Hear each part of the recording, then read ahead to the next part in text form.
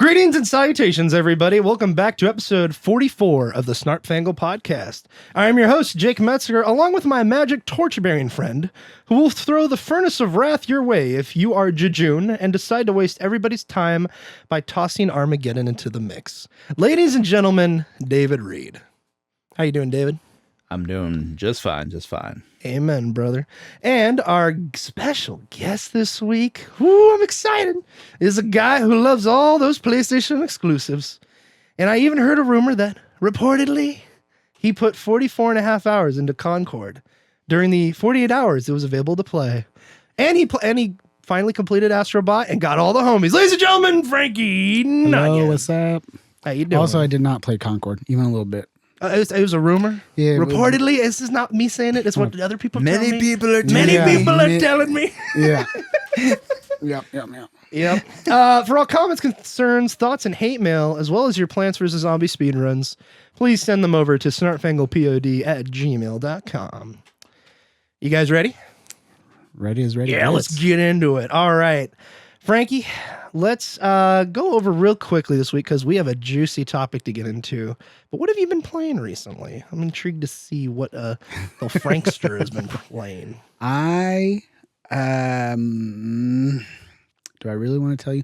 I've been playing Remnant 2, honestly. Really? Yeah. Okay. With my friend Cam, and we've been kind of, because each game is its own instance, so like they can join my game and we play through my story, and then I can reciprocate and start where they're at and go through.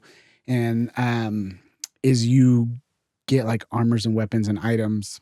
You can collect them in those other instances, and then when you go back, because the game it runs on RNG, and yeah, it does. All the maps are randomized in the instances, so they shuffle a little bit, and I might fight one boss, but you would fight a different boss in that area type deal, and the story's slightly different. And so you, it encourages you to play through again or play with others to acquire different things. And so we've been playing that. Me and his girlfriend and him been running through each other's games. So we beat his girlfriend's game. We beat my game last night, and then I'm assuming we're going to go through his last because he decided to do it on veteran mode. Oh, so, man. Yeah. Is that the hardest? No, I think you unlock Nightmare or something like that after you beat Veteran. So not looking forward to that either. Yeah.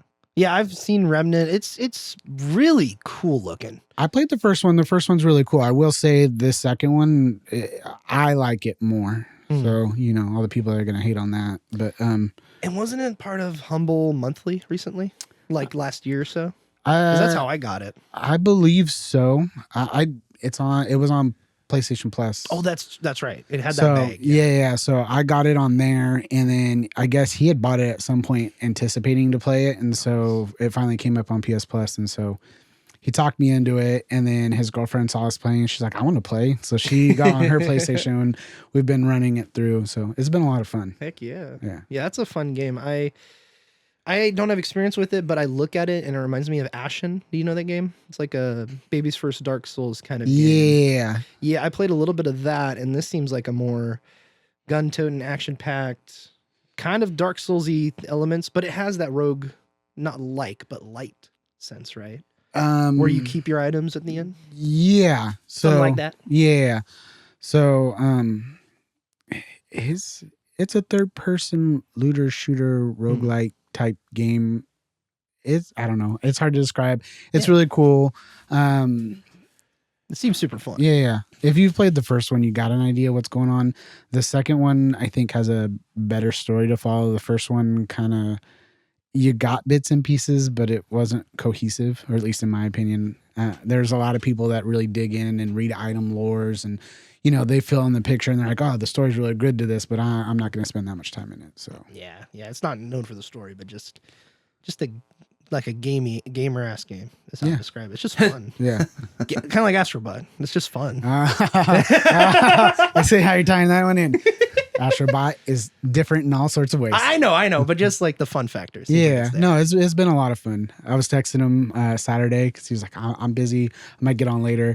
And I was like, all right, well, I'm going to play without you, right, to show him. But where I was just getting smacked left and right. And it's funny because, like, we fought a boss, and it scales up the difficulty. Like, if you have solo versus 2-player versus 3-player, right? And sometimes it's still hard as a single player, but just an extra person makes it so much easier because you got someone to help you, you know, pull aggro or deflect or, you know, do damage while you're pulling aggro. And a third person, like for example, the cube boss, I hated that one. 3 people made it 10 times harder.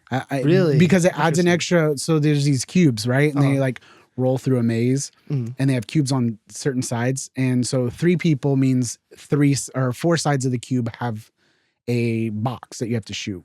Okay.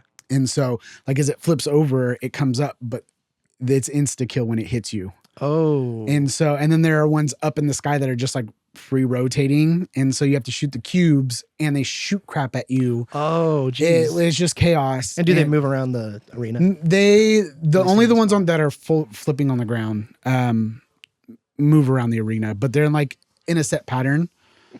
Wow. That was my alarm waking me up from my nap, which never happened. Yeah, I could tell you were awake when I got here. The nap that never was. Wait, what? Yeah. What are we doing It's here? like the story of my life, podcast? though. I always go like, I'm going to take a nap on my day off, or if I get home early or whatever, right? Never happens. A nap never happens. Yeah, same. Not anymore. But, so like one person, it's hard because you still have to dodge all the blocks while you're dying, essentially. 2 people is just enough that it gives you like someone can move around. Oops, Mike, and like get around to the other side and shoot it. And eventually in the sequence of everything, because once you shoot the last one, everything stops. But 3 people adds the extra cubes, which makes it even harder. And you're just being shot and berated more and still trying to dodge the stupid cube. So it just got way too difficult. Nice. But it's been a lot of fun. There's some cool stuff. And there's like secrets and complexity to it. Maybe I missed it in the first one. But like, for example, like you have to do, God, I wish I could remember things better.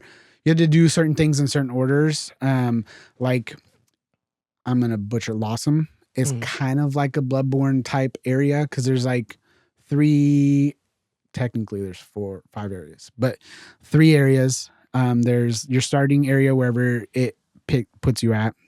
And then you go to Lossum or Yesha, and then each area has multiple areas within those. And those are also randomized. So that's why your experience is different. But you go through Lossum and there's like an insane asylum, and sometimes you don't trigger that portion of the area or you can't get to it. But like mine, I got to it, and you have to collect the dolls to give to the Night Weaver.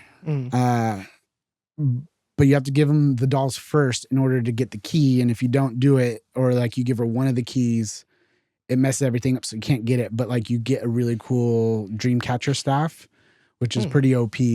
But it's just like stuff like that, where like riding down an elevator happenstance to catch a glimpse of a hole in a wall. I was like, did anybody else see that? So we rode this elevator 3 times. We died because you got crushed by the elevator. But I was like, dude, there's a secret in there. And we totally got a gun. I don't remember what it was, but just like random stuff like that. It's like, it encourages you to pay attention and or experiment and try and do certain things. You know what this reminds me of?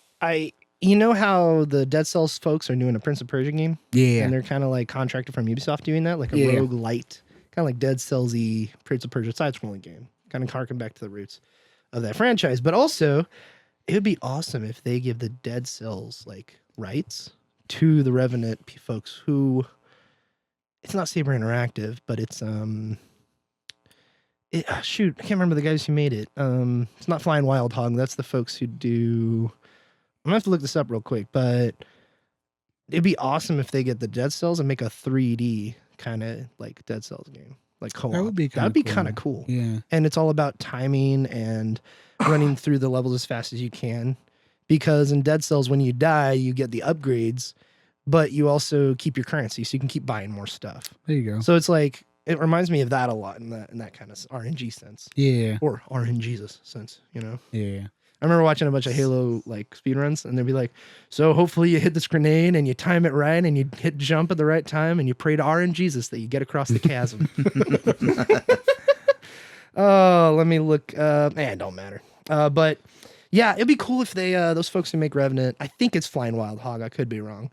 But yeah, those guys are cool. I think they did the Bulletstorm games. Yeah. And that's, there's some cool folks over there. So deep tangent right there with the Remnant 2, but that's what I've been Remnant's playing. Cool. Yeah, it's been fun. I've been enjoying it, and then I also got a PSVR 2. Okay, yeah, I've been wanting to ask you about this. How has it been, and what do you have? What have you played? Beat Saber. Yeah. Oh, you got a PSVR 2. Yeah. Oh, I thought you got a MetaQuest. I'm sorry. No. Now that you made the right call. Yeah, there, That's I do. Right. Yeah, I do like the cordlessness of the Quest because Riley has a Quest too. Yeah. And I got to play on that a little bit, but it doesn't last super long. It's not as powerful. Like, don't get me wrong. There's not a ton of. It's corded. It's got like a 12-foot cord on it. So like standing in my middle of my living room, I personally haven't almost tripped over it, but I could see where people might end up with that kind of issue. For the PSVR 2. Yeah. Right. Okay. Yeah. Nice. But the Sense controllers are comfortable. I like, so the MetaQuest doesn't have it, but you can buy an optional haptic vest, which seems really cool, but it's like $500. What? Yeah. But you get haptic feedback in the headset of the PSVR 2, and that's kind of cool. That's really dope. It also has eye tracking, which I don't know what games do utilize it, but Horizon Call to the Mountain or whatever utilizes it, and it's crazy because like where you're looking is so much crisper than like your peripherals. What's it called? Yeah, PSVR or whatever. Yeah. So like stuff utilizing PlayStation, utilizing all the tech they have, right? They're like, we're going to use everything to showcase what it's capable of, which is what they're really good at. And it is really, really cool. I got motion sickness playing Call of the Mountain though. There's a lot of movement and things going on. I think I've heard more about motion sickness from people playing that game than any other VR game besides Minecraft. Probably. Yeah. They have a Cube VR, which is literally Minecraft with RTX. Nice. It looks really cool. I'm half tempted to at least try it because I know Luca will play it, but dude, I saw the video of him like slashing and Beat Saber. Dude, he is so obsessed with the VR right now. Oh, really? Nice. He's been playing the heck out of Pavlov, and I know that any adults that are listening are gonna be like, "You let your kid play Pavlov," but yeah, he's good. He like throws knives at things and snowballs and stuff. He gets wrecked, but at the same time, he has a lot of fun, and there's a lot of carnage. He has a blast. But he likes Beat Saber too. So wait, you have the PSVR 2 and he's playing Pavlov. Does that mean you hooked it up to your PC? No. Pavlov's on PlayStation. Oh, it is. Okay. Yeah, they have I also got Phasmophobia. Oh man, that's got to be freaking VR. Oh my god. Okay, it's kind of like at first, I'm not gonna lie, I was like, nah, it's not scary, right? And I walked in and Hannah's friend actually talked me into getting it. She's like, I see so many videos on Instagram. And so she would send them to me. She's like, did you get it? Did you get it? Finally, I got it. I just used my stars points or whatever. Okay, yeah, and nice. I got it and downloaded it. And so we started playing it. And I was just like, she's like, it's too scary, right? So I was like, oh my God, you're being a chicken. Not knowing like how the game mechanics work. So I'm like walking around the house going like, you stupid ghost.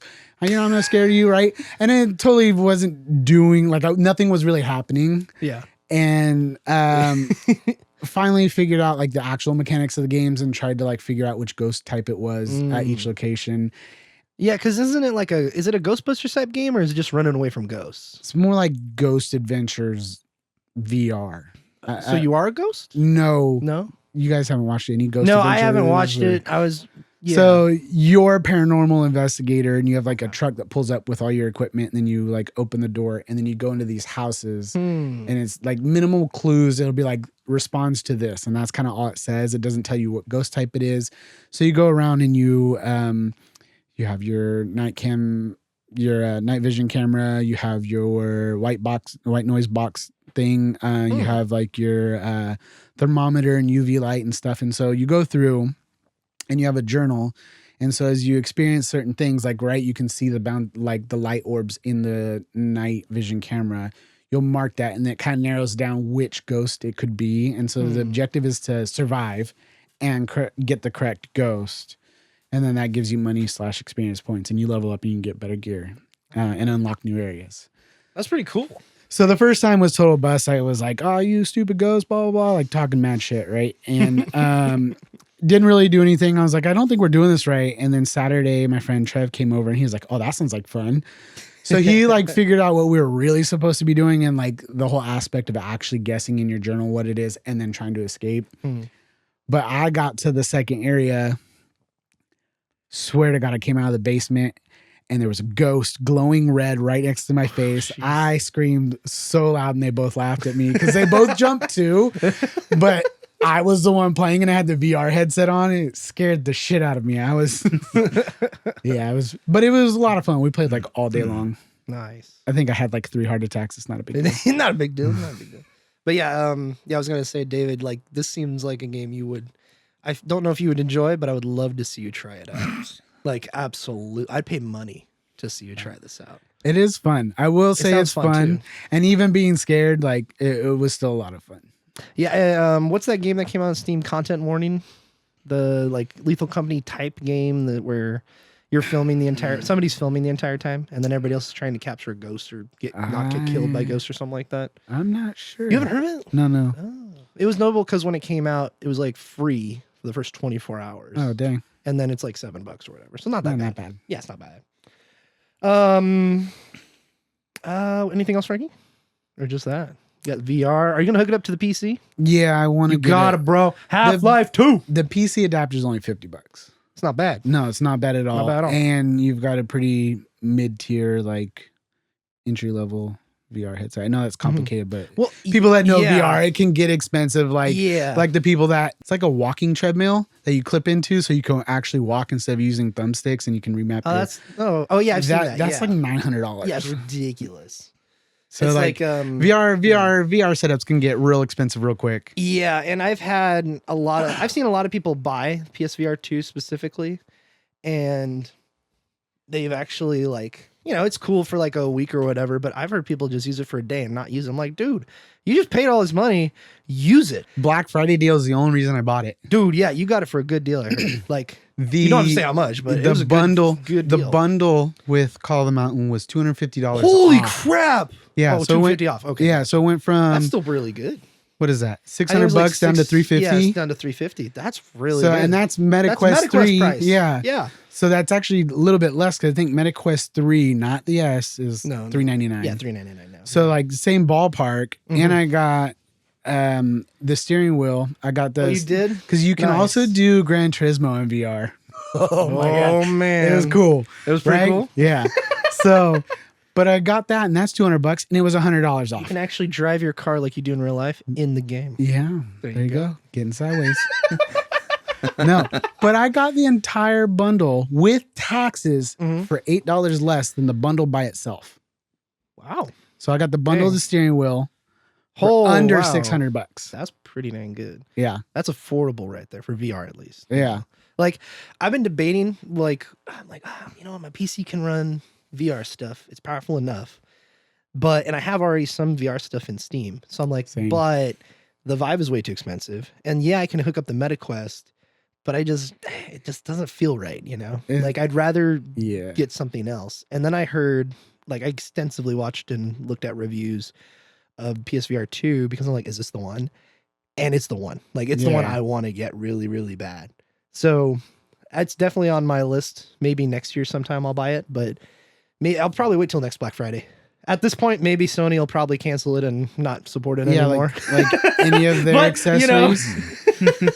Well, I'm not saying that to down on your parade. I'm just saying that because the current industry, Sony's really moving away from it. Like from what we can see, they already have Arcade. I think is what I think what it's called. Arcade. Yeah. I don't know how to describe this game because it's got guns, magic, there's robots, and like ant creatures. Like I don't know what the heck's going on, but it's piqued my interest. It's got maybe too much going on, and I can imagine that I'm gonna be dizzy and sick as heck. But it looks cool.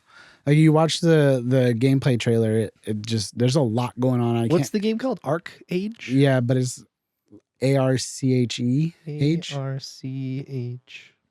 And then space. I think there's space. I got you. Let me see. Arcade. It's on Steam too. Yeah. Are you gonna get stuff like I heard Asgard's Wrath is really good, the first and second one. Okay. And like those are actual full-fledged hear me out. I heard of Asgard's Wrath, which was like really good VR VR 1 title. This PSVR 2, Asgard's Wrath, I think it's on the MetaQuest actually, but it's on both now. That game is like a full-fledged game. Okay. Like it's like a full 15 hours long, single player.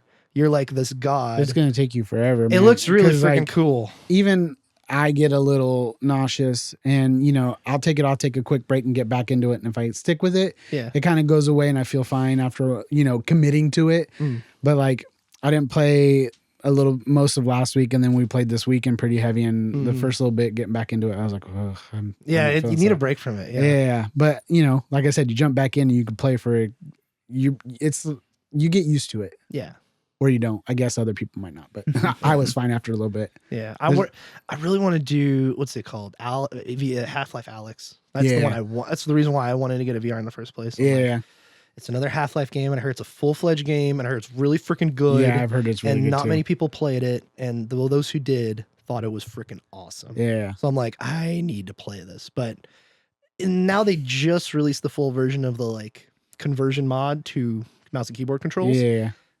But I'd rather play it with the full intention it was made for, Yeah. So that's probably on my number one list. I did test out No Man's Sky. No Man's Sky, how was that? It was cool. Yeah, I'm not gonna lie, because that's a full game on controller. Yeah. Or on mouse and keyboard. I have it on PlayStation, but I mean now it's a full game. Yeah. But I jumped in. And they don't just give you VR view. When you load it up in VR, it remaps how some of this stuff works. You have to grab the latches on your hatch of your spaceship to actually lift up to pop it open to get out. That's cool. When you're driving or flying your ship, right? You actually have to grab the throttle, pull it up, or pull it back to brake. They remade everything for that. Yeah. They really added VR. So it's not like you're in there and can do VR shit. They made it for VR, and it wasn't made for VR. It was trippy. It was cool. That's kind of cool. One game that I would actually, the one that seems like it would be really interesting to try in VR is if you say Skyrim. Kirby's Dream World. No. It's Skyrim. Dream Course. I've seen some videos of Skyrim in VR, and it looks like quite a good time. Yeah. No, that I'm actually really bummed because it is a PSVR only title, which is the first one that has the stupid light balls on the controllers, and they didn't port it over for PSVR 2, which actually uses real controllers. Man. So really? I can't play it on my PlayStation, even though I do have it on PlayStation, but I also have Skyrim VR on Steam. I think I got it because I had the game and all the DLCs or something. I don't know. It's in my library.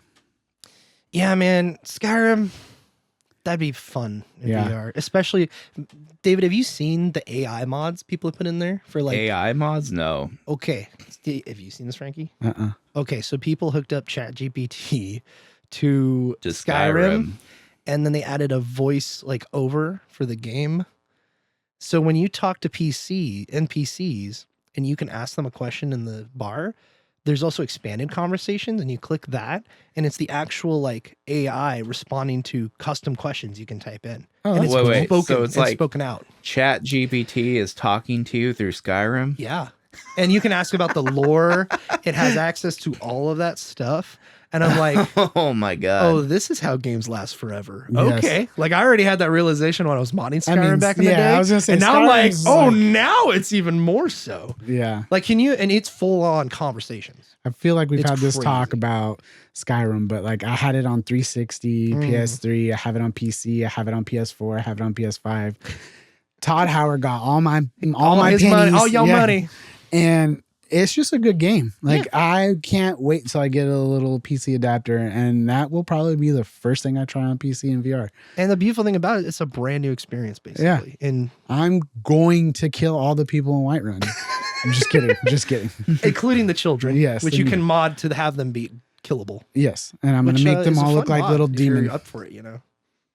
I'm not suggesting. I'm just saying it's a fun mod. That's what I've been told. I haven't played it, actually. Wink, wink.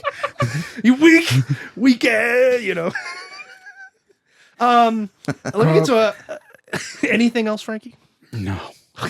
We're gonna We're gonna be here for a long time. We're gonna move on from that one. Yeah, let's. Well, speaking of children, I have been playing. Nope. I have been playing this game. It's an older game I played when I was a child. I'm looking when I was a child. I'm so talking about speaking of right now. children. I was a child. When I was a child, when I was a young warthog, I was playing Fire Emblem Sacred Stones on the Game Boy Advance. This is the second Fire Emblem Game Boy Advance title. The second one we also got in the United States. And this is like my childhood I'm replaying. And so I started replaying that because a whole community made remaster basically for this game has been released.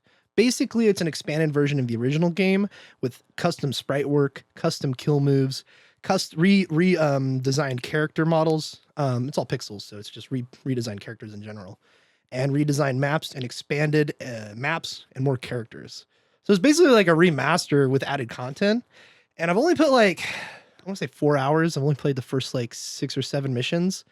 But dude, this, like if you've played the original and then you play this, it's like the same game, but there's so many quality of life like improvements that it's like, it's so impressive. And the fact that this was a remade thing from the community, the way you play it is you get the ROM and then you apply a patch to it and then you can play it through an emulator basically. So my brain is not focusing right now because the only Fire Emblem I've ever played is Three Houses on Switch. Oh, okay. Yeah. And it is really good. Yeah. But I want to dig at David a little bit because he likes to dig at me sometimes. So where's your community? Why haven't they made Kirby's Dream Course? That was the Game Grumps community, Frankie. That was their big moment. That was the big moment for the Kirby's Dream Course community was the where's your support? Where's your support? Stop the count. Where's your support?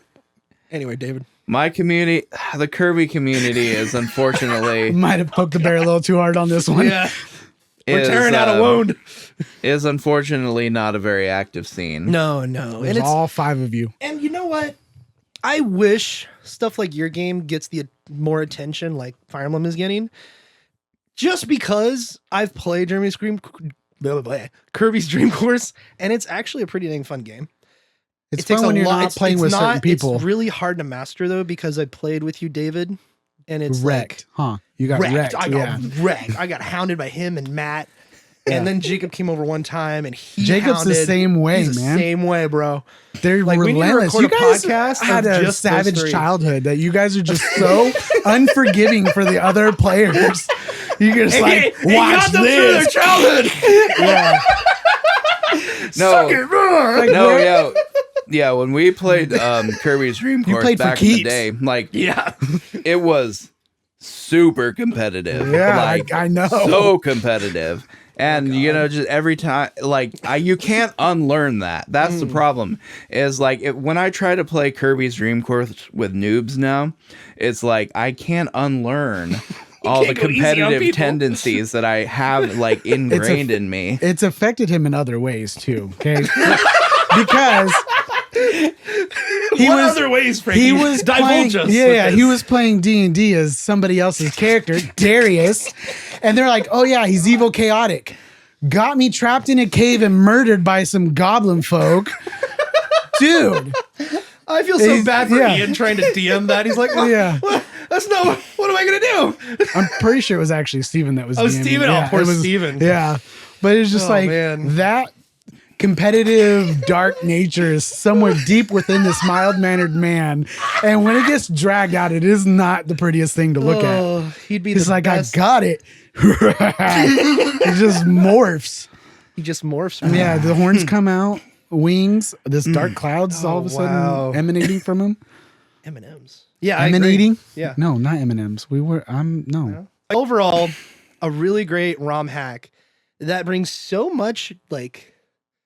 I'm in love with this. Like, it's like my childhood and I'm like reliving it. There's also expanded story options and support conversations. That is cool. That we never got in the original. Like, what happened between this relationship between Erica and Garcia? Like, what happened? And then you actually get to find out.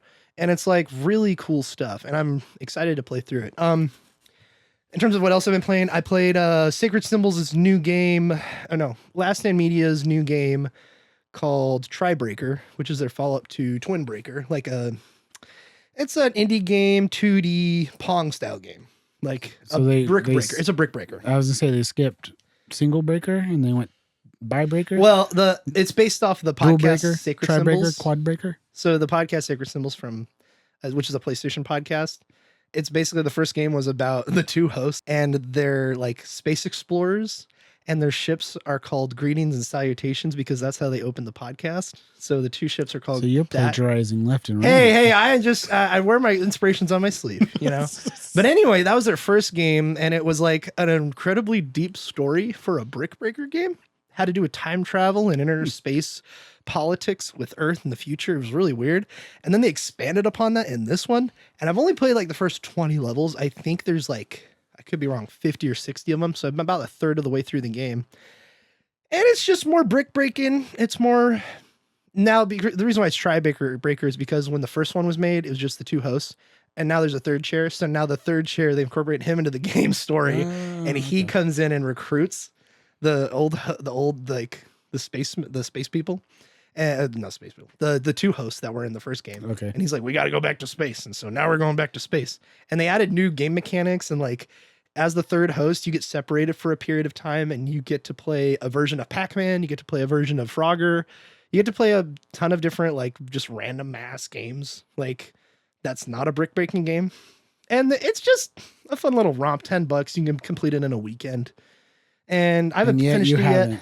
I was playing another game, which was called Indiana Jones. Your lack of commitment to video games, sir.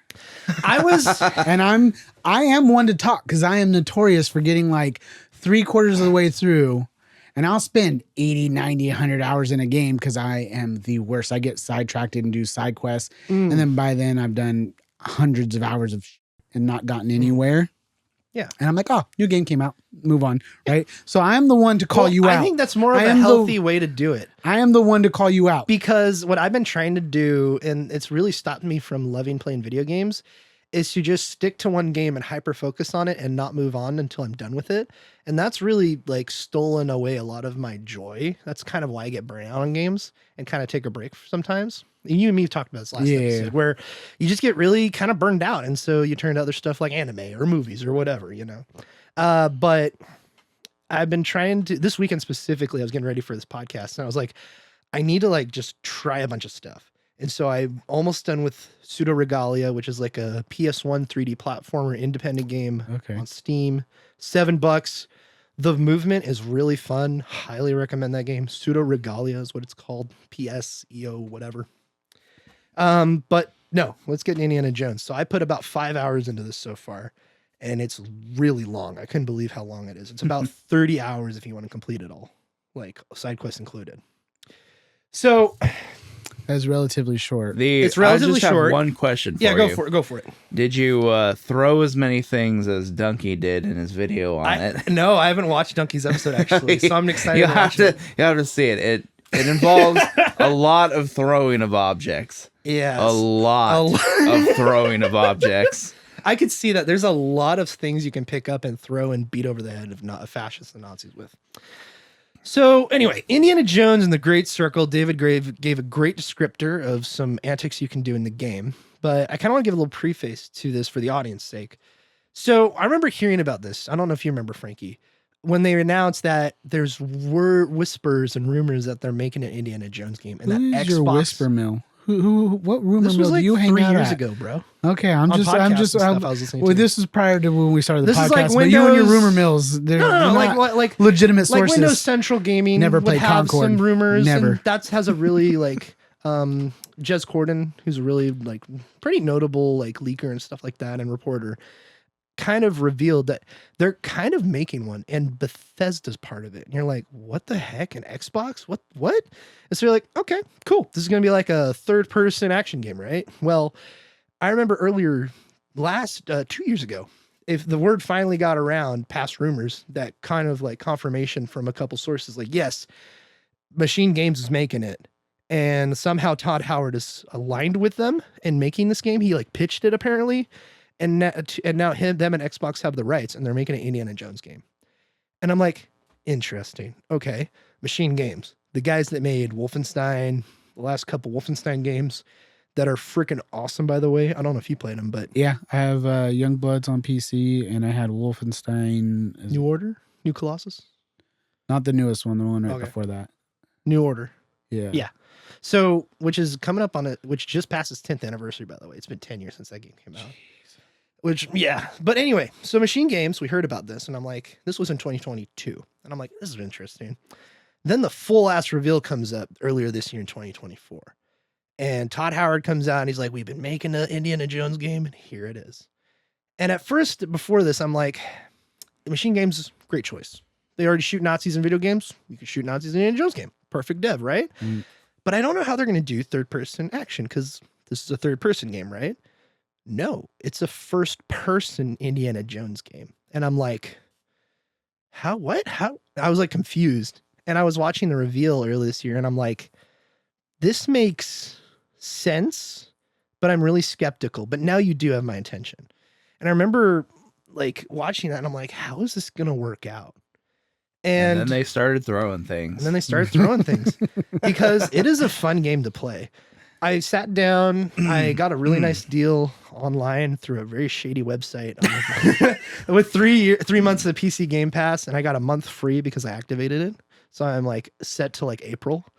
So that's awesome. So I downloaded Indiana Jones, took like a day to download because it's like 114 gigs. And I started it up. I'm playing through it, and it's a great game. And here's what I need. So that's the preface. What is the game?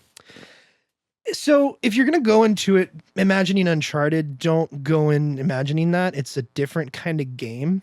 It's very methodical, exploration heavy, and you're basically Indiana Jones in the movies in first person. You're exploring, talking to people, and you're getting different quests. Throwing things, especially your whip, which the whip is freaking awesome. So it's, exploration, you're moving around. There's a lot of verticality in the first level in the Vatican where you have to go up on rooftops and avoid the Mussolini fascist dudes and walk around Italy. It's really cool.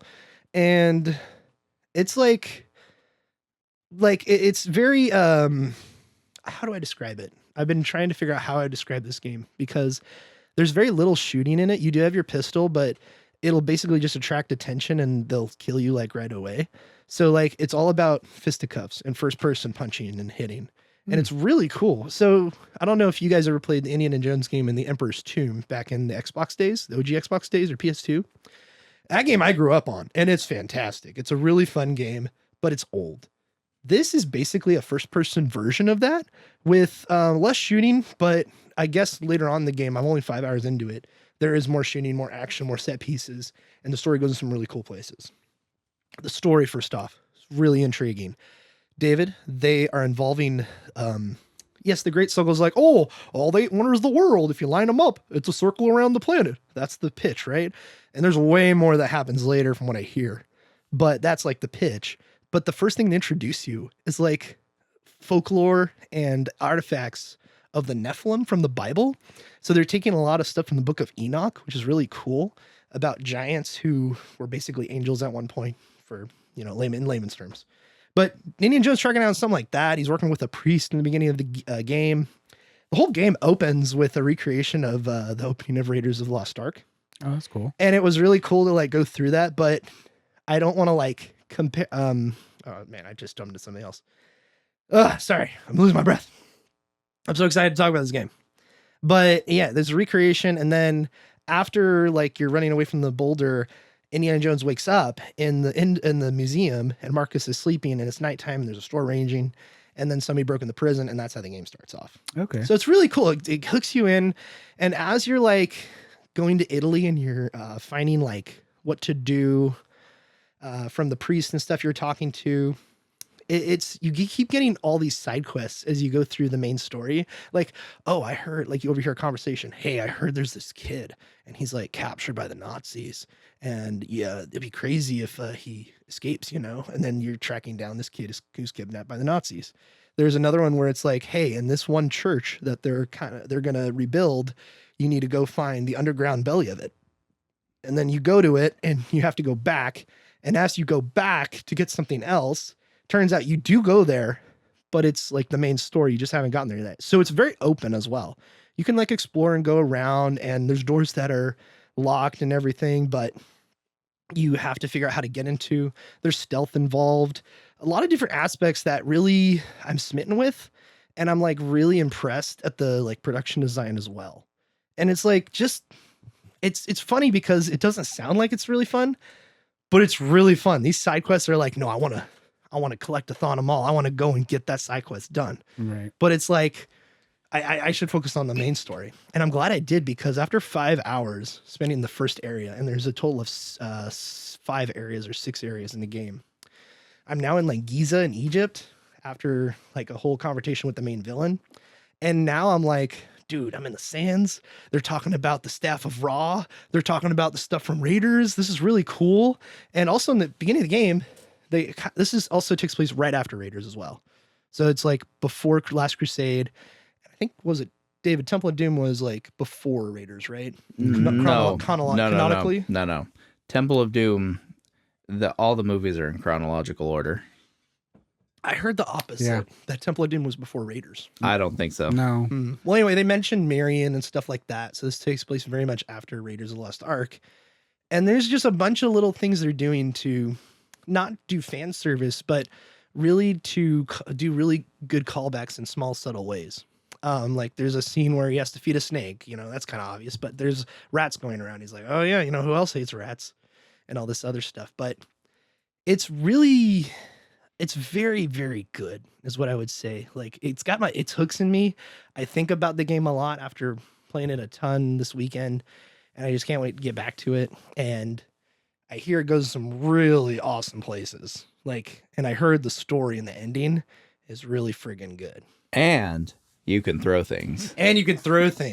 Dude, in the first level, like before I get to like whatever Italian city I'm in, I don't remember, but there's like a castle you have to like infiltrate, and where all the fascists are, and you're basically just stealthing around the whole time. And the level design is really cool because you're like going here, going there. You loop around back to the beginning. You're like, what the heck? This is awesome. And you can go back and into it and all this kind of stuff. I do not want to compare it to stuff like Dishonored because this is totally different. It's very much its own thing, but it's 100% worth like a resub of Game Pass to try it out. And if I had the money, I'd just straight up buy this because I think it's that good. So where's Xbox? Where's its hype? Where's its marketing? That's a good question, Frankie.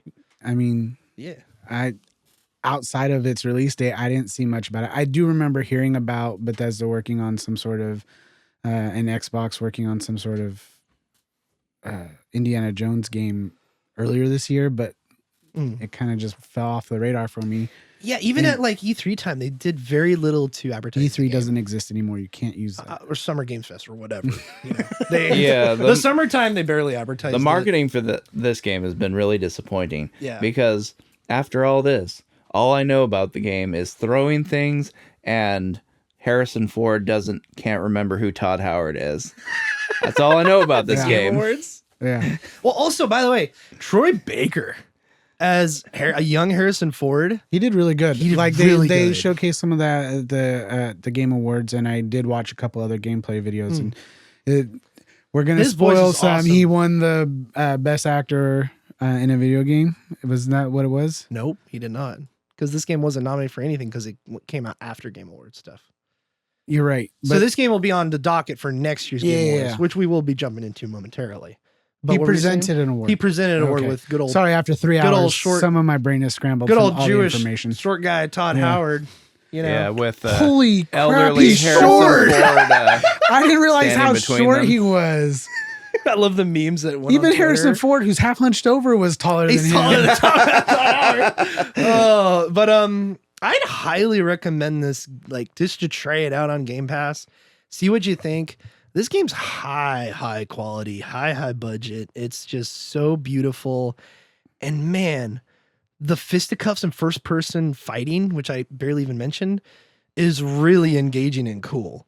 And it feels powerful to throw those punches as Indiana Jones. We talked a little bit about this, and I know we were trying to table some conversations okay. before the podcast. You're good. But that video I was talking about, that's kind of like the state of games, right? And gaming. And that was one of the things. And I brought up the marketing, but it just makes me want to dive into it more and kind of hash it out a little bit. But Well, it's gonna come out on PS5 this spring, dude. I know, but it's just why? Where is Xbox? I have long since moved on from my Xbox. My Xbox Series X Xbox One X. One X, yeah, was just a trophy piece that sat on my entertainment stand, right? Well, let me know if you're gonna sell it. I'll buy it. No, it died.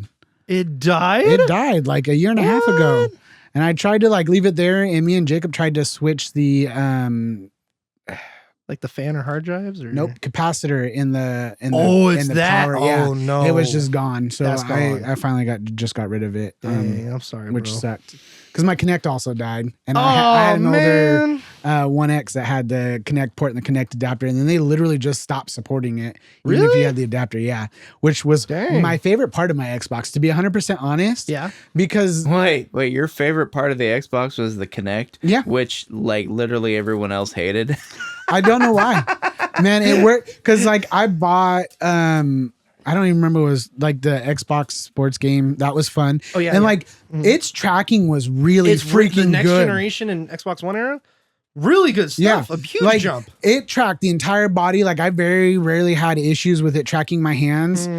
Being able to come into a room, be like Xbox on, and it just worked flawlessly because it's almost like an Alexa, right? That lady can hear you from anywhere, and that little blue bar tells you where you are. That. Yeah. It was really good and intuitive. You know what I wonder is, and they got rid of it. What I wonder is maybe the reputation of the OG Kinect kind of tarnished this newer generation one, because the only experience I have with the Kinect was on the Xbox 360, and that sucked. Yeah, same here. That's basically my extent of the experience as well. But like, Frankie, you're right. Like, it's a huge jump in quality. Yeah, it was really good. Like, even like we'd play games online, and I never had to plug in a mic, and it was smart. Like, it would filter out the audio, so like when we were playing, you didn't get echo and feedback from everybody talking through the speakers. It did really good, and that's because I had surround sound, right? So like you're gonna get it, but like nobody else suffered that echo. Like from their voices coming through my speakers while me and Trev and Jacob were playing. Like, it was a good piece of hardware. I don't care what anybody says. I'll kick them in the shins. No, but like it was good. And then they're just like, oh, nobody's buying it. Nobody's using it. I'm like, why get rid of the feature that you already have? You don't have to support it anymore. That's fine. I'll be the only dinosaur using it. But you don't have to cut it out. And then they just cut it out. And then luckily it like died right before. Yeah. So it was like 1-2 punch for me, which only solidified my Xbox hate. Yeah. I'm glad you brought up Xbox, because I kind of wanted to talk about this. Just, I mean, we want to get to the main event, I guess, but I do want to talk about Xbox in the sense of it's weird. They had this whole campaign that just came out called "This is an Xbox." This is an Xbox. They're going full like third party. It's very strange. They we talked about this last podcast, but they have definitely buried the hatchet with like, yes, we have taught our gamers to not buy our games, so we are telling them to buy them on other platforms. None of their proprietary stuff. I think they've kind of given up on their console war with Sony. And this is interesting because I feel like they're going to try something different, which is the whole handheld stuff, which I do want to get into in just a second here, but let's go back a second. Xbox, David and Frankie, like, we all know this. The reason they died out was because of 2013 when they screwed up and were selling the Xbox One for $500 with the Kinect, and nobody wanted it, even though the technology was far advanced more than itself. Because remember, this is 2012 technology, and you telling me about that like voice isolation stuff reminds me of like Discord, which wasn't even a huge thing in 2012 and 2013. So they were ahead of their game.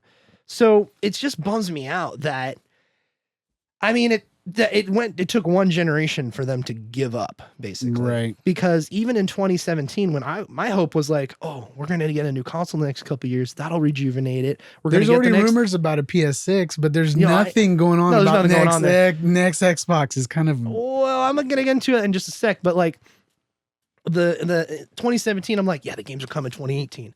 Okay, the games are coming 2019. And by 2020, I kind of gave up, and I'm like, okay, yeah, they're just mulling around, buying studios, trying to figure something out, but they just don't have good leadership is, I think, my main takeaway.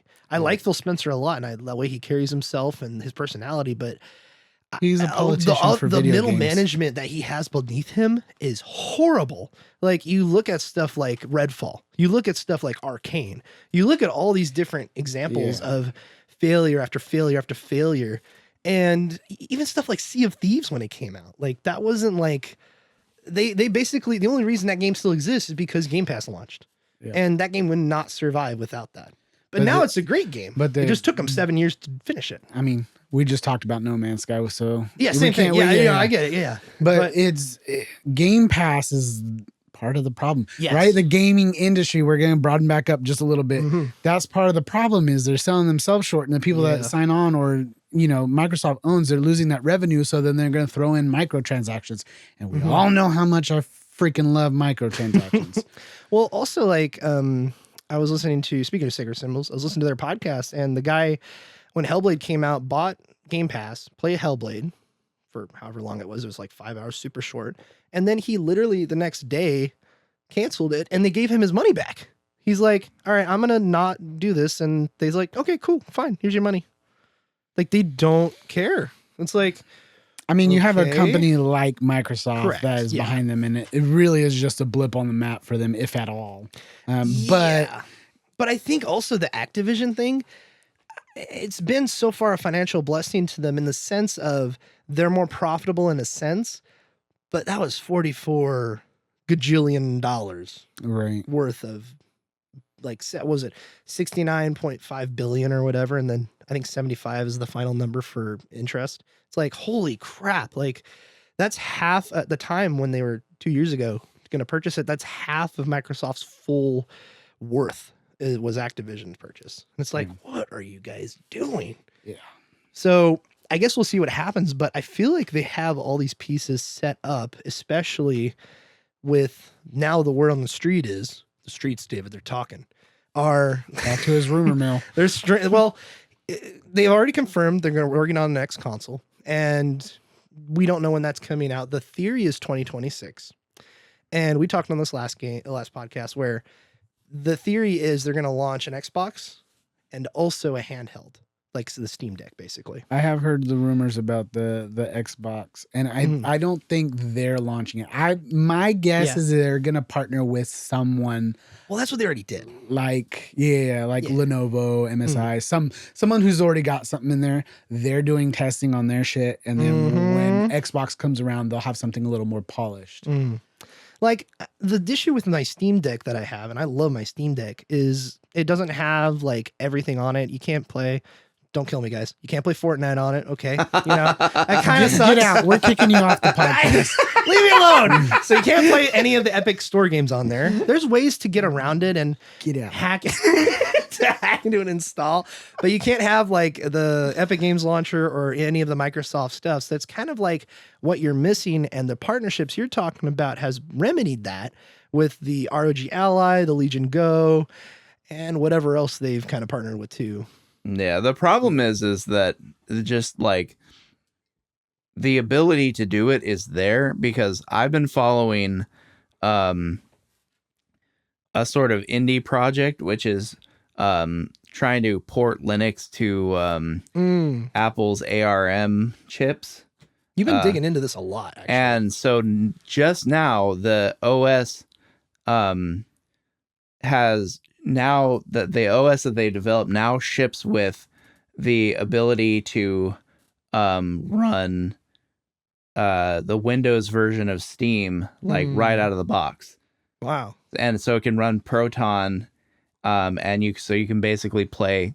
I mean, it's not nearly as smooth of an experience because it's still in very much like really like early development stages, but basically it has all the capabilities of the Steam Deck because that's what it uses is Proton, David, to play games. So the technology's there. Right. It's just nobody apparently in these companies gives a crap enough to make it happen. David, I'm very angry with you. What? You knew about this information, and yet you still refuse to play Helldivers with me. Wait. You want to be mad at somebody. You have a spare computer not 3 feet from me. I know. You have a gaming computer somewhere over that way and about 47 extra consoles and stuff in your house. And you're mad that your Steam Deck can't play Fortnite? No, no. If anybody's mad at anybody, I'm mad at you.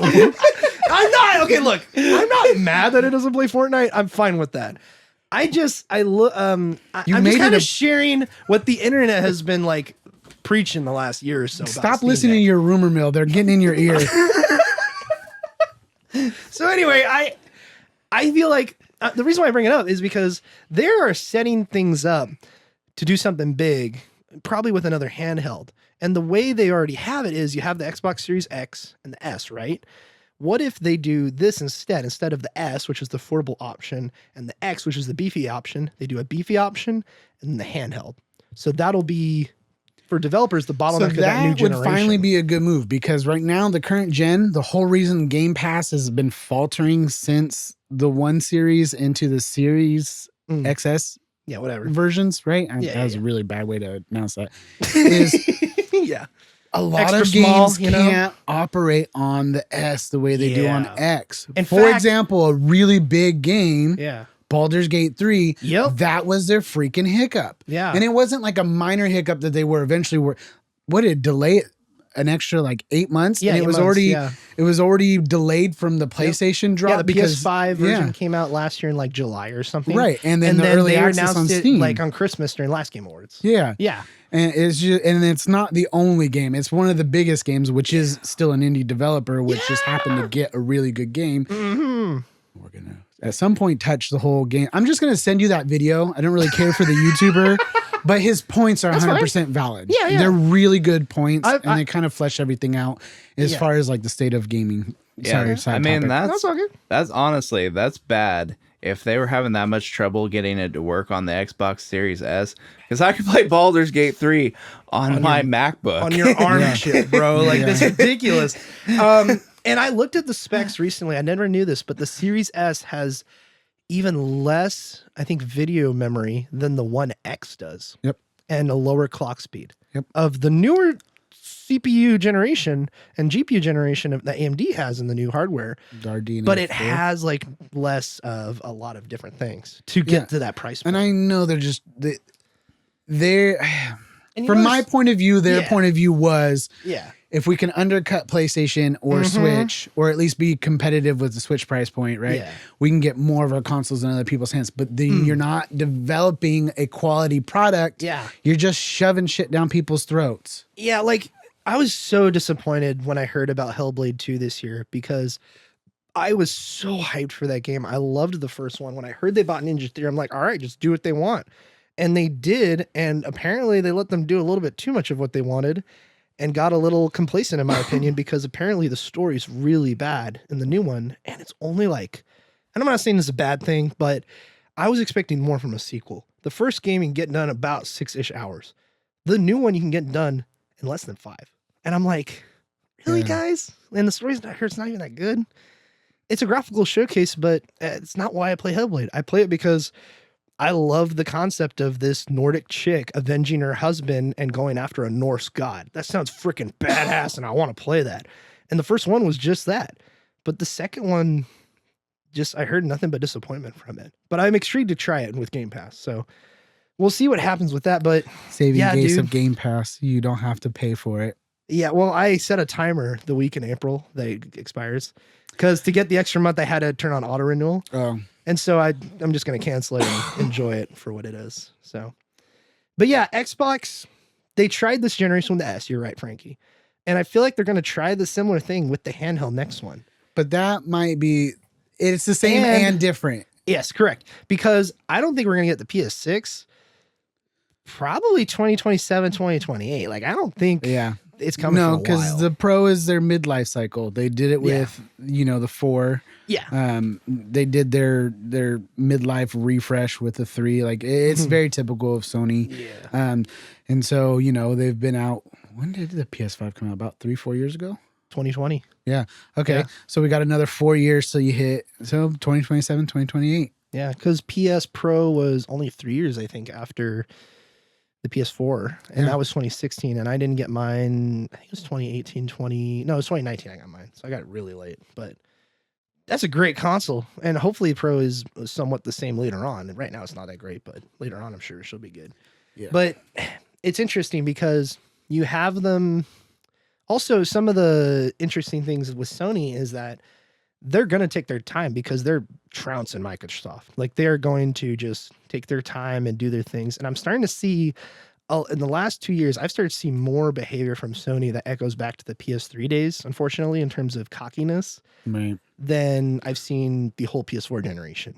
Well, and that has me worried, but I feel like they're smart enough to not go back to that kind of mindset. You would think, but they're still a corporation, and I'm a Sony fanboy, and they can still do stupid stuff. Yeah. But I hear you crap on them all the time. Yeah, all the time. They're great, but they just, the Vita was great. It could have been better, and they just cut off support. I mean, that kind of sucks because the PSP was probably the greatest handheld ever, and it could be modded. Riley still mods the crap out of his. He has like Windows 98 on there and ROMs and stuff. Like, that's awesome, dude. It's cool to see my little me do stupid nerdy stuff like that. But that's like, awesome, dude.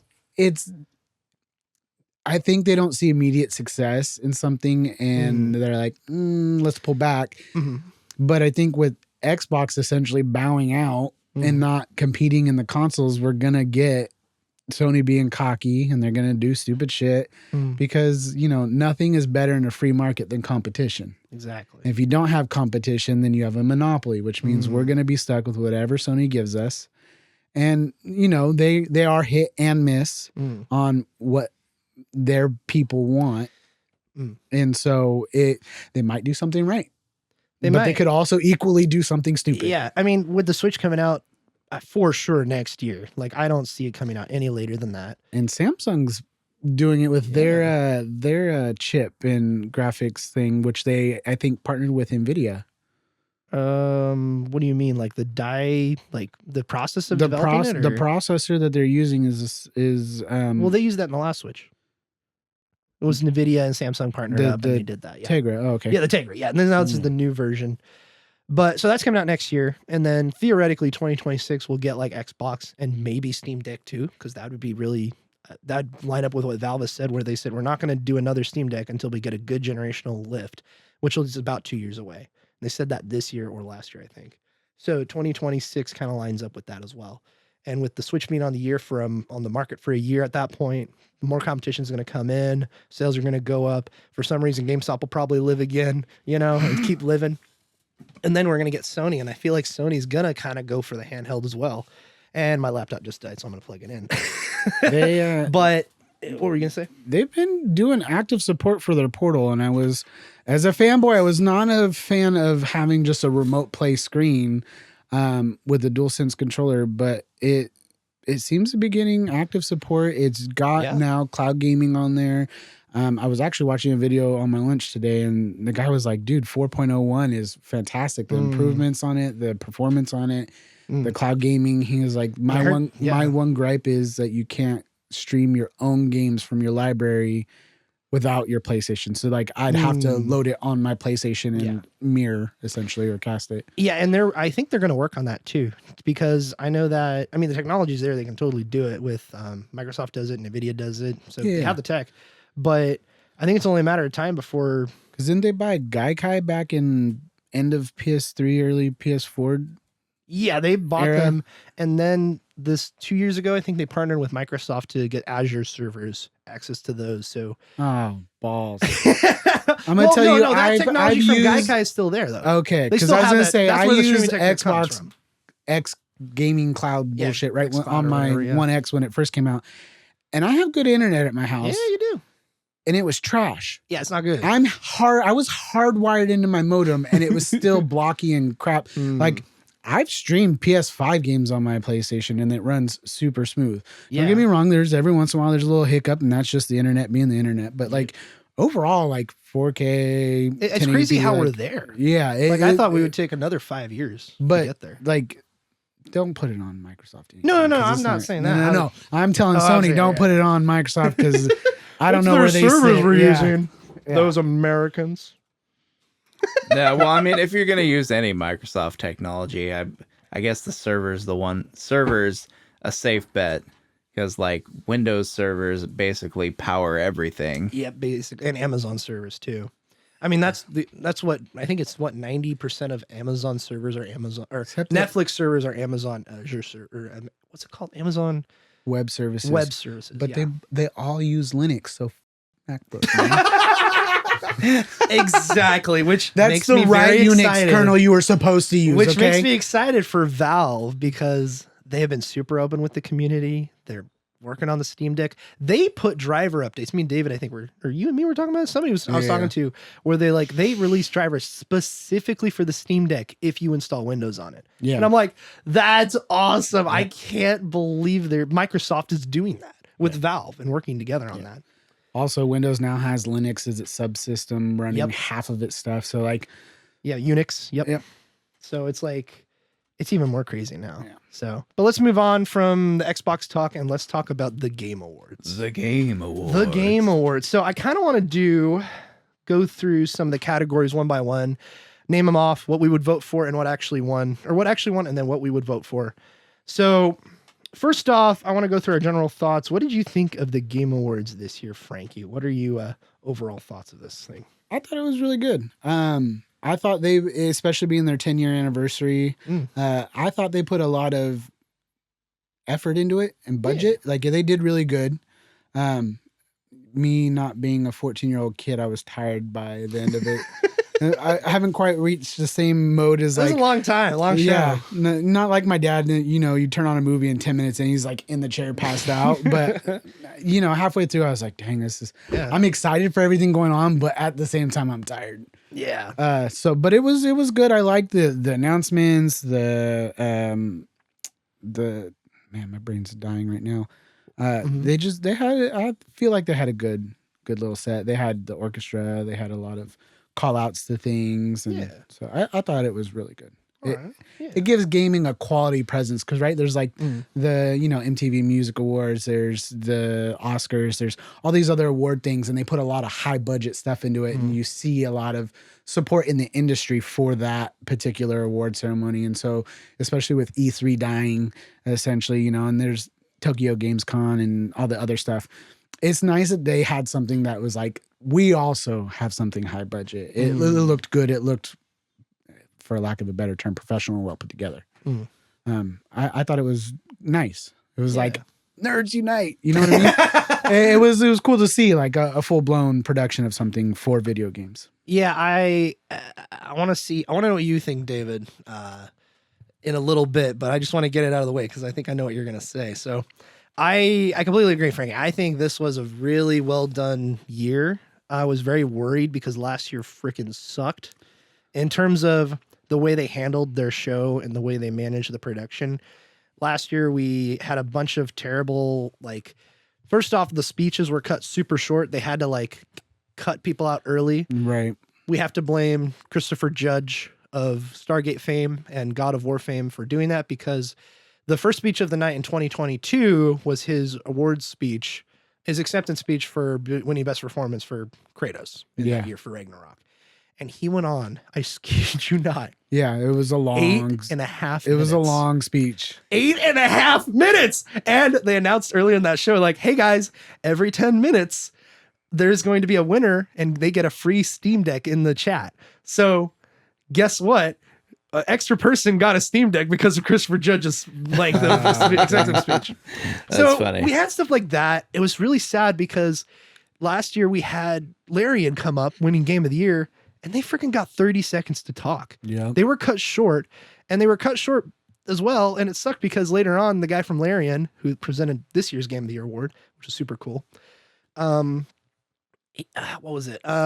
He was dressed up in full armor garb first off, and then he said, he was about to say it's on Xbox right now, Baldur's Gate 3. Yeah. But then he was cut off short because they let him away from the stage. The whole studio won Game of the Year. Let him talk. Exactly. So there was that and a bunch of really blatant crappy advertising from stuff like Tencent and Level Infinite, which just bugs me. I'm like, I don't care about everything in this show, but why do you have to focus so much on the Chinese market? I know you're getting funding from there, but it leaves a bad taste in my mouth. Now I'm fine if it there, but it's like the overabundance of it. No, but everybody pulling out of China now.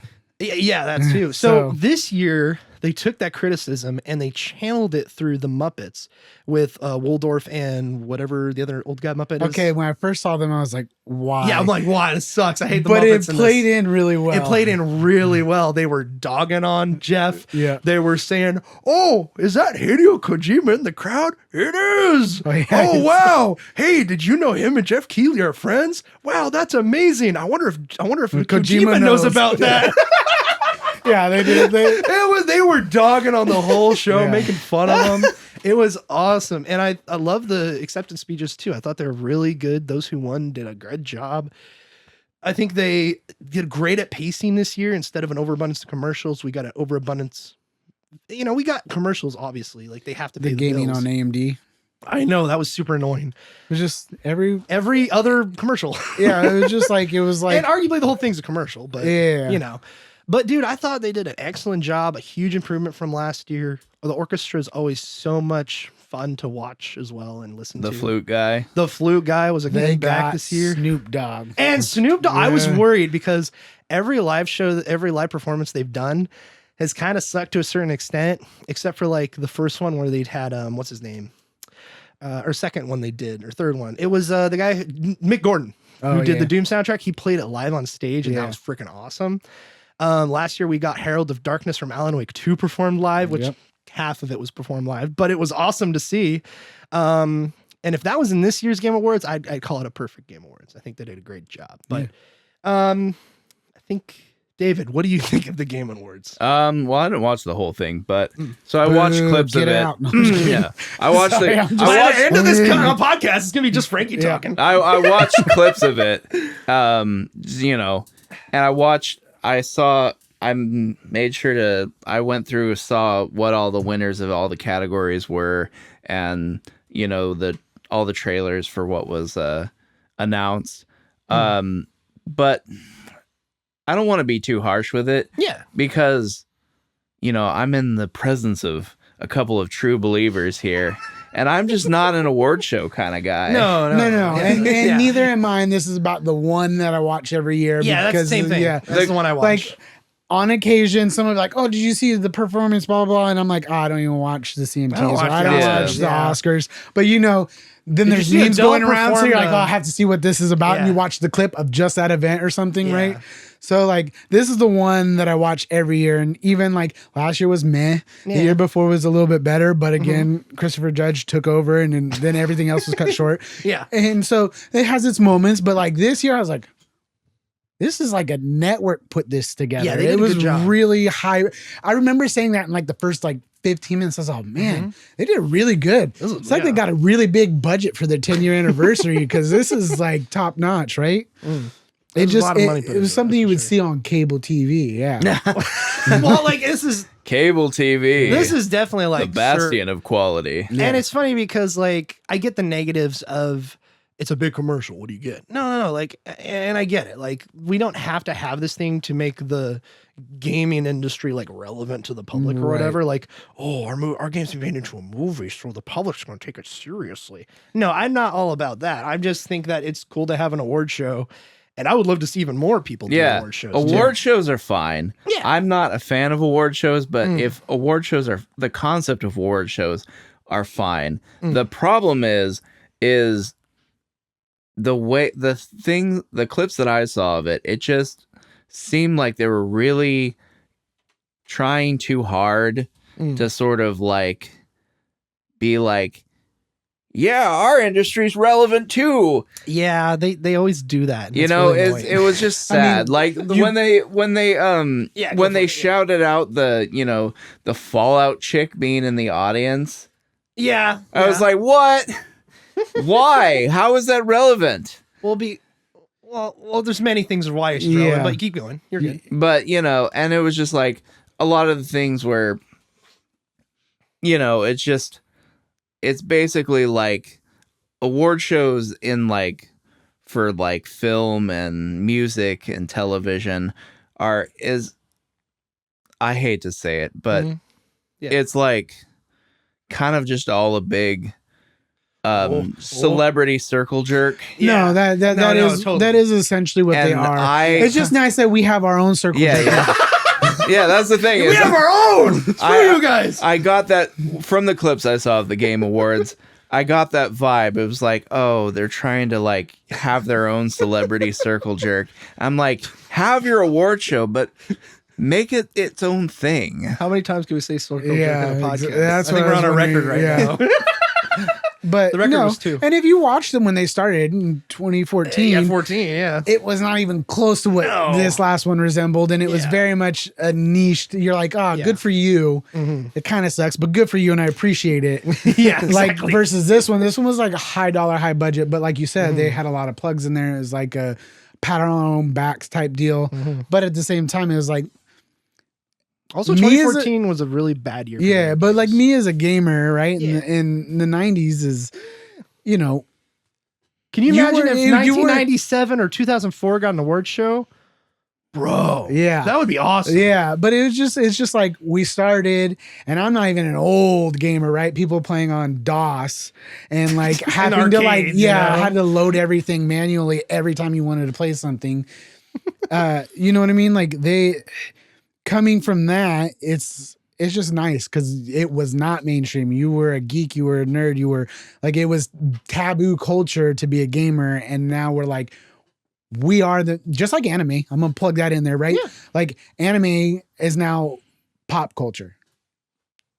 I mean, I was there first, so you guys, but you know what I mean? It's cool that we've like made it mainstream. It was cool, yeah. So that is what's cool about the Game Awards, not that they got their own award show and they do their own circle jerk. I'm going to use it one more time. Is the fact that it's there. Yeah.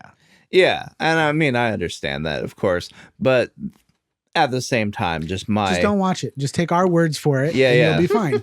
I'm honestly happy for your guys' excitement over it. I'm not trying to bring the energy in the room down. That's just my opinion. It's okay if you disagree with us. Just kick us out. Suck and kick us out. You know? This is your podcast right now. Get out of here, you false prophet. I mean, you said fascist like 70 times earlier, so I mean, like, dude, the YouTube algorithm's gonna love this episode. I'm just gonna get out. I'm gonna take over so much. Yeah. It's gonna be great. So what are we gonna title this episode? The Game Awards and the fascist circle jerks.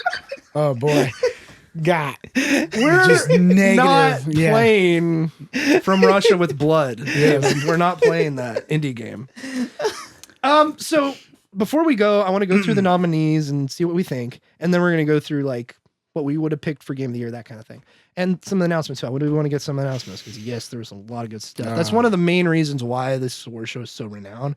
Because with the connections Geoff has and his whole team have, and the he was in G4 TV. He's been around a long time in the game industry. And with the relationships he's built up, he knows everybody, and everybody knows Geoff. So he's able to get the big hitters. And I was worried he wasn't going to be able to get them this year. Same. I was a little nervous because last year was lackluster. It wasn't bad, but it was not. It was not great. The hype that I wanted it to be. You know, especially with E3 being gone, I felt like he would have gotten a little bit more meat on the bones. And this year he did not fail. Yeah, I will say he did not fail. There were some that I wasn't as excited for, but the announcements were good. Yeah, I agree. So one final thing I do want to say real quick is there is a big push to kind of disregard this Game Awards as like just like a circle jerk. Like if we can bring up one more time, David, like and people totally share that sentiment. That's what, I see all the time on Twitter and online and YouTube. People are like, this game more sucks. They should do something else. But it's like, no, I think this is a positive thing for our industry. Like some activists will be like, they don't mention the layoffs and all this stuff, which they don't have to. They don't have to get into stuff like Palestine and everything. Like that's not the whole point of this, like the Oscars do. Yeah. And that's why I like this better, because they don't introduce that kind of stuff first off anyway. Because that is a real circle jerk. Exactly. It's like, I have a foundation and I donated $52 million. And it's like, but what does that have to do with about movies? Like, I get it's a real crisis, and those are real events. Yeah. But like, this is supposed to honor those people in their field and the artists. Yeah. Well, like, and honestly, if people who win awards want to say whatever they want, I'm kind of cool with that. It just turns me off and loses respect for them because when Disco Elysium won like Best RPG or whatever that one year, they went up and they said thanks to it wasn't Mussolini, it wasn't Stalin, but they said thanks to Marx. They said thank you to Marx for this award, Karl Marx, because they're a bunch of communists over there, and I think they live in Poland or Sweden, and they're a huge fan of Marx, and it's actually in a lot of the inspiration from the game. So that I'm like, that's kind of cringy, but all right, if you're into that, sure. And then the whole studio divulged after that anyway, so it doesn't really matter. But anyway, that's one aspect of it. But there's a push to do, shout out to side scrollers on YouTube. I follow them. I don't like everything they do. But Stuttering Craig, who helped create Screw Attack back in the day, now has a new channel called Side Scrollers. He's been doing it for a couple years now. And he's doing something called the Real Game Awards as a response to this. And at first I'm like, this is kind of cringy. But the way he's handling it's really interesting. It's a paid subscription per year to be a voter. And you have to pay a fee, which is first like, all right, he's grifting. But no, it's more than that. You pay a fee, you're part of the voting board, and you get to vote in Game of the Year. It could be developers, could be the fans, it could be whoever wants to join it. But it's all voted in this committee, kind of like the Oscars. Like the Oscars has 7,000 people on their thing, and they pay like $400 a year, or even more than that, thousands of dollars a year to be part of it as a part of the voting board. And they get to watch all the movies and stuff. And my main criticism of the Game Awards is it happens in early December, which means the cutoff is in mid-November. So they announced the nominees like 3 weeks before the show in November. Mm-hmm. And so we don't get stuff like Super Smash Bros. Ultimate doesn't get nominated for Game of the Year because it releases mid-December. Indiana Jones does get nominated this year because it was released in early December. So like it misses a lot of different games. Right. And you have all of next year and new releases, and you're going to forget about Indiana Jones come next November. Exactly. And regardless, even though people might forget about it, you still have stuff like Tekken 8, which released in, I think, January or early February this year, still remembered and nominated for Best Fighting and won Best Fighting. Thank freaking God, because it deserves it. But then you have those games that get forgotten, or the games... And they don't usually get forgotten, but you have a lot of games that came out this year that aren't at the Game Awards. It makes no sense. The reason why they release it in December is because that's when all the companies spend their marketing dollars and want to advertise stuff. And that's how they get most of their funding. So that's my main criticism of the Game Awards. And I feel like they should do it in January or maybe late December or whatever, but you don't get everybody a chance. So with Stuttering Craig, or I can't remember his name, but Stuttering Craig is what he goes by, who's doing this Real Game Awards. You can go to the realgameawards.com or whatever and check it out. Everybody's going to vote. They're going to announce the winner. You can vote now, I think, as of this podcast. And then, let's see. They're going to announce it in January, the nominees, and then the actual show or whatever he does, which will be online or whatever, is going to be sometime in January. So that's kind of cool. And I think, like, competition's but good. I think that's cool. This is just a small community online doing it, and I think that's fine. I don't know if it's going to last at all, but I think it's cool, and I can appreciate the effort. I mean, at the very least, if it gains any traction at all, it might, put a fire under the, the current Game Awards people to do their show a little bit better. Yeah. As to not risk being, overtaken by some upstart. Yeah, and I think that they're doing it in the right way. They're taking all the criticisms that the Game Awards have, and they're doing this as a response to that, which you could get a lot of good traction, a lot of attention out of it, and actually maybe even some notoriety. The biggest thing, the two other biggest thing I do have, again, is the voting board of the Game Awards. It's a ton of press outlets that are online websites that are irrelevant. They don't matter anymore. You have Kind of Funny on there, but that's like the most like notoriety people I know that are on there. But you and IGN maybe, which is fine if they're in there, but get more people in there. Have Donkey in there, if he's not publishing games, get him in there. Get people who actually have an effect on this industry, like Last Stand Media or whoever. Like, it's really arbitrary the way they do the voting, and it's really weird. Like, even mostable outlets, like, they'll all vote as a committee on the website, and then they have to do a final vote before they send out their vote to Geoff, because they have to agree on what they're going to vote for. So it's really weird. There's better ways to do it, I think, but they do the best they can, I think. So let's get to the nominees, ladies and gentlemen. All right. So I'm just going to start and work my way back at the end and then end with game of the year. Frankie, I know what your answer is going to be for this. Let's see, what do we have here? It is most anticipated game. We have Death Stranding 2, Ghost of Yotei, GTA 6, Metroid Prime 4, and Monster Hunter Wilds. Which one you pick, Frankie? This one was actually really hard because it's hard. I do like the most anticipated on there. And I'm always up for a GTA game, but I already have pre-ordered Wilds. Oh, okay. I'm really excited for it. But I had so much love for Ghost of Tsushima that I would be heartbroken if Yotei wasn't at least as good. Yeah. So I'm kind of split, to be fair. If either of those would have won, which it did not, I would have been happy. Yeah. David, what do you think? Like if you were to pick something, if I was going to pick something, Circle jerks are in GTA, I'm pretty sure. I'm sure. Yeah. You know, as great as GTA is, it's not a game I eagerly await. I would have to say my pick would have probably been Ghost of Yotei as well. I didn't play Ghost of Tsushima, but just Get out. I love the. Get out. I don't own a PlayStation. Sorry. You know where I live. My door is unlocked for you at any point in time. Unlocked for you. What a compliment. But yeah, it's Ghost really of Yotei. Like this David fellow. It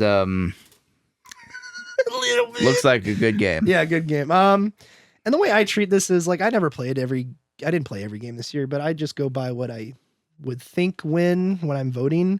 But also I'm like, what am I interested in?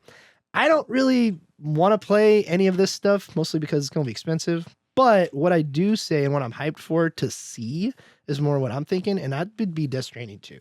I'm really intrigued to see what they do and what Kojima's got in his pocket. So that'd be my pick. And the winner for this was GTA 6. Of course. Yeah.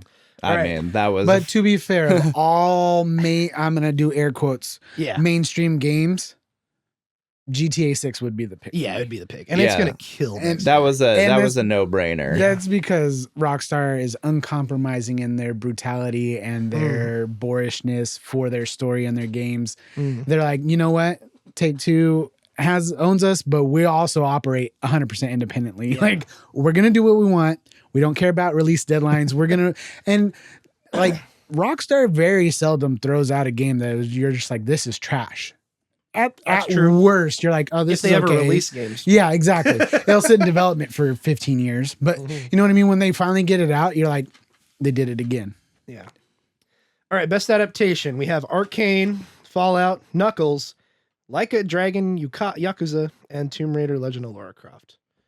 What do you guys think? What are you hyping about? I think we all know the answer here. Yeah. Know the answer because I watched the entire Game Awards. But so did I.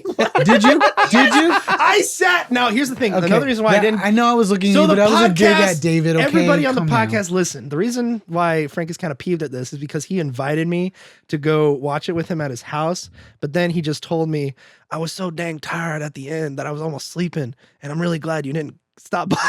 Yeah, pretty much. But one of the I want to watch the cover home. Sure, it was a long day, but I kind of have to watch the Game Awards with some commentary at least, because I just can't sit there and just watch it. I could if I have somebody else. I think it would be fun to watch it with you, but I'm like, So I kicked everybody out of the living room, so it was just me in the living room. And I was having commentary with myself. Oh my God, did you see that? Right? Right? Yeah. Me, myself, and I had a whole conversation. And that Talk about a circle jerk. Ooh, no, I was gonna back that one up. Fallout is the answer here. Yes, everybody. Fallout. So, and I don't think there's any other answer. I think Arcane could be cool. I just haven't seen all of it. But dude, Fallout was the best one. It was the best. I did start Like a Dragon because it didn't even come out until August. Oh, that's right. It's relatively new. Yeah, it's relatively new. So I think back to your earlier point of release timelines, I don't think it got enough. I still think Fallout was better. I genuinely enjoyed Fallout. Yeah. Todd Howard micromanaging the studio that helped them create it definitely was John Nolan. Yeah, they did pretty good. Yeah. I feel like there was a lot of nostalgia. Out of all of those, Fallout was the only one I even watched. So and that was the best. That was the best one. I don't know why Knuckles or Tomb Raider are on here, but they are Probably because they are. I mean, probably just because there's probably nothing pickings. else out there, honestly. So, like, honestly, yeah. So, and Fallout was the winner. Those were placeholders for sure. Alrighty, best multiplayer. We have Blops 6, Helldivers 2, Mario Party Jamboree, okay, and Tekken 8 and Warhammer Space Marine 2. What are we going with? I'm doing Helldivers on this one. Like, Helldivers 2 is my pick, and it also won, and I'm glad it did. I don't know why didn't play Mario any Party of those games. I played Helldivers 2. Helldivers 2, yeah. What would you I'm go really for, bad. Frankie? I told you I move on to another new game, so like Helldivers didn't keep my attention more than something else, but I really loved it. It reminds me of like early 2000s kind of. It kind of does, yeah. I know what you're saying. Comedy and crudeness, like Starship Troopers kind of, because they're like, let's go for freedom, right? And they're just like democracy, that's what it is. And they're just totally like, they're having fun with it. I appreciated it. I thought it was fun, and I didn't get very far, so if anybody's listening, you're like, noob, you suck. I got to like level 5 or 6, and I think dang, I wow. think you can cap out at like 20 or something like that, or 30. No, you can go up to like 60. Oh, yeah. See, that's There's how a much lot- I know. there's a lot of Yeah, you folks can go in pretty high, but I got stuck with a lot of people that were way higher level than me, and they were super cool. The community online was cool. like super helpful because you get other people. Like I was playing Phasmophobia, right? Every time I joined a lobby, I was level 1. Immediately, people left. Aw, that's terrible. So I had to play single player every time I wanted to play. Yeah. But it totally would have been fun to have someone else helping me hunt for ghosts. So yes, Yeah. yes. I think there's an Helldivers 2 was argument you can make for Tekken 8 or Call of Duty 6 or Black Ops 6, I should say, but it is Helldivers 2. Come on, guys. All right, next we have Best Sports Racing. I'm going to skip this one because it sucks. The only one that won is basically FIFA, but they can't call it FIFA anymore because they don't own the rights. So it's EA Sports FC25. Yeah. And that's just whatever. Also, I think sports games, you have to be like a dedicated fan to a sport or multiple sports. Because like I like FIFA. I have FIFA 14 and 16 and 24. I almost never play them, and they are fun. Like if I have someone else that is into soccer and will play with me, I'll play. But like I don't have a lot of friends into sports games, and I'm not super into them. But like me and Luca booted up FC24 like a couple weeks ago, and we played a match. I kicked the crap out of them. Yeah, you beat a 4-year-old. Yeah. The last sports game I played was Madden on the Super Nintendo. I thought you were gonna say Kirby's Dream Course golfing. I mean, I don't really think of that as a sports game, but I guess technically maybe it is. But no, I'm gonna go with no, it doesn't count. But yeah, the last sports game I played was Super Nintendo Madden. So yeah, that's definitely not my cup of tea. Mine was one of the NCAA games on the OG Xbox, and I could care less about sports games. All right, moving on. Best Sim Strategy was Frostpunk 2 won this, but the nominees were Age of Mythology, Frostpunk 2. Age of Mythology Retold. Excuse me, Retold. Thank you. Frostpunk 2, Konitsugami, Path of the Goddess, Manor Lords, and Unicorn Overlord. I would have picked Manor Lords. Okay, I knew you were going to say that. It is. Is it really good? It is really good. There are bugs, don't get me wrong, but it's like it started out as one dude, and then there's like 4 dudes developing this game. Whoa, really? Yeah, it's a really small team. You can walk around in first person as your lord, and there's also like RTS strategy elements where you can control your units to attack or defend or whatever. Okay. So they got a lot going on. Yeah. That's a good argument because I didn't even know what it was. I remember me talking about it once, and that's all I knew about it. It's a really small. It might even be just the one dude. I'm not 100% sure because I'm not tiny. Less than 5. Yeah, I was really hurt because I know you I was grew hurt up as a growing child. up. Age of Mythology, man, which I put about 50 hours in it so far. Retold? Huh? On Retold? Yeah, Retold. Oh shit! I've been playing like just 4. single player, no multiplayer, just single player. See, I just played a couple skirmishes. Oh yeah, I knocked out a couple. I lost one. I won one. You know. Yeah. But I'm too scared to go online, but I need to like you're gonna break get that wrecked. glass. Oh, no, you're gonna. Dude, get I play wrecked. on like easy, like on single player. I can't stand like any harder than that. I could do moderate. Yeah, moderate I can do, but they made it actually easier in this game. I could talk for hours about Age of Mythology Retold. That'd be my pick. They did such an amazing job remaking that game, But I understand the love for Frostpunk 2. And Manor like, that sounds like a really good, well-earned win, but I don't know. I didn't play none of these. That's another thing. None of these outlets play strategy games. They have one dude that's dedicated that they go to and they're like, yo, what wins best strategy? And he's like, Frostpunk 2 is pretty good. All right, that's what we're picking. I did hear Frostpunk 2 was pretty good. And I did watch some gameplay and it looks really cool. I just, again, we got so many options at a time. It's like, and to your point, everything's so expensive and you usually wait for a bargain. I will splurge a little bit more here and there, but like it's like, okay, I've got enough to buy one new game. First off, which genre, which console? Yeah. You know what I mean? There's some choices. Yeah. VR now. Like now you have more options, you know? I'm going to skip Best Family. Astrobot won it. Yeah. I agree. Homies for the win. Homies for the win. Best Fighting. So I want to hear what you think, David, because you just found out about this game.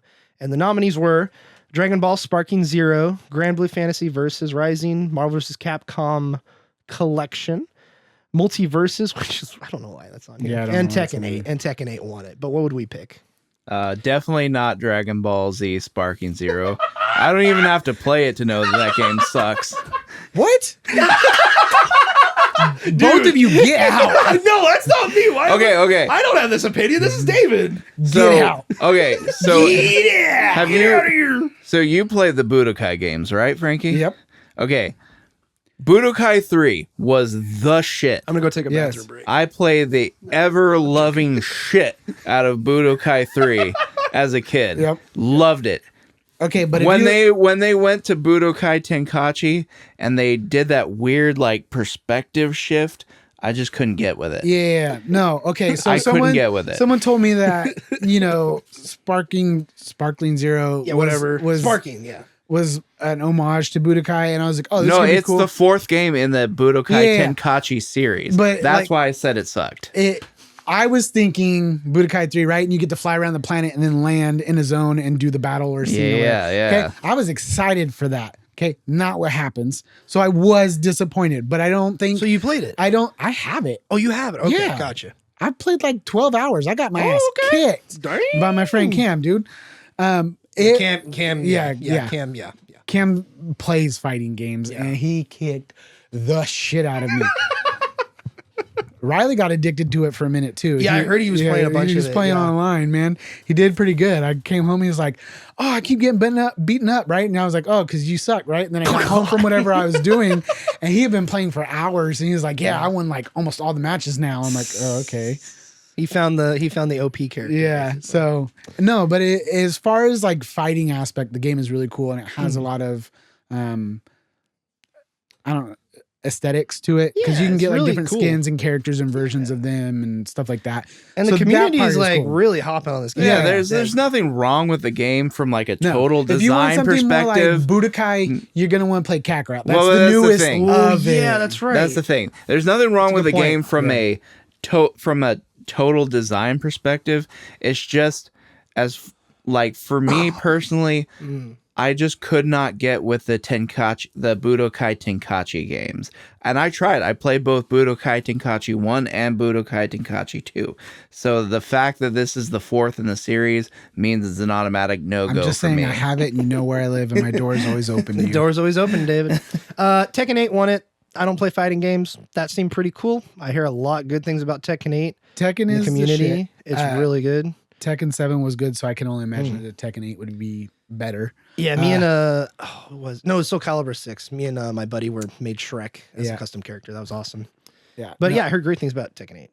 I want to get it again. Money.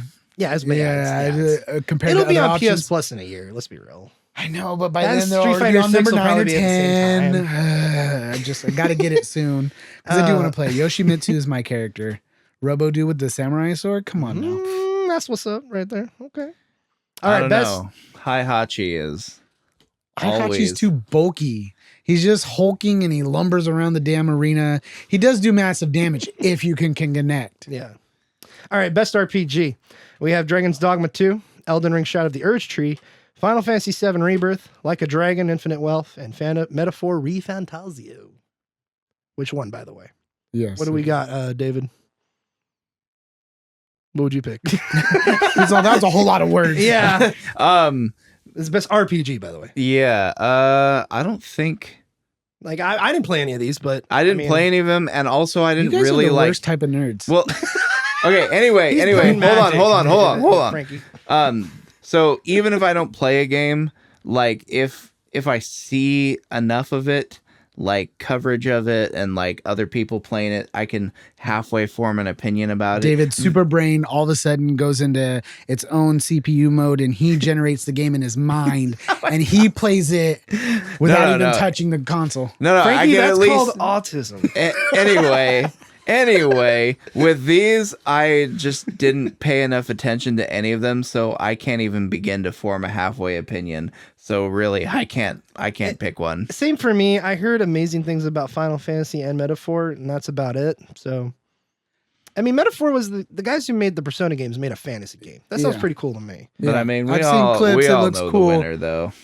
No, it was Metaphor. Dragon's Dogma. Oh, it wasn't. It was Metaphor. Metaphor It won. wasn't Shadow of the Erd Tree or whatever. No, it didn't I'm win. glad it didn't win because that is a DLC to an actual game. Yeah. Which we didn't even bring up. I'm so surprised. Yeah, and I'm glad that it did not win as best RPG because that is in addition to it. It kind of seems cheap. Oh, I must have been not paying attention when But- they announced it. I obviously would have picked Rebirth because I love Final Fantasy, and I've got 34 hours, 36 hours in that game. Yeah, I'm maybe halfway. Wow. Yeah, You're gonna do all the side stuff in that Yeah. game. And I hear all the side stuff's really good too. The music, the music. the music is beautiful. Final Fantasy has great soundtracks all the time. Like it just did really good.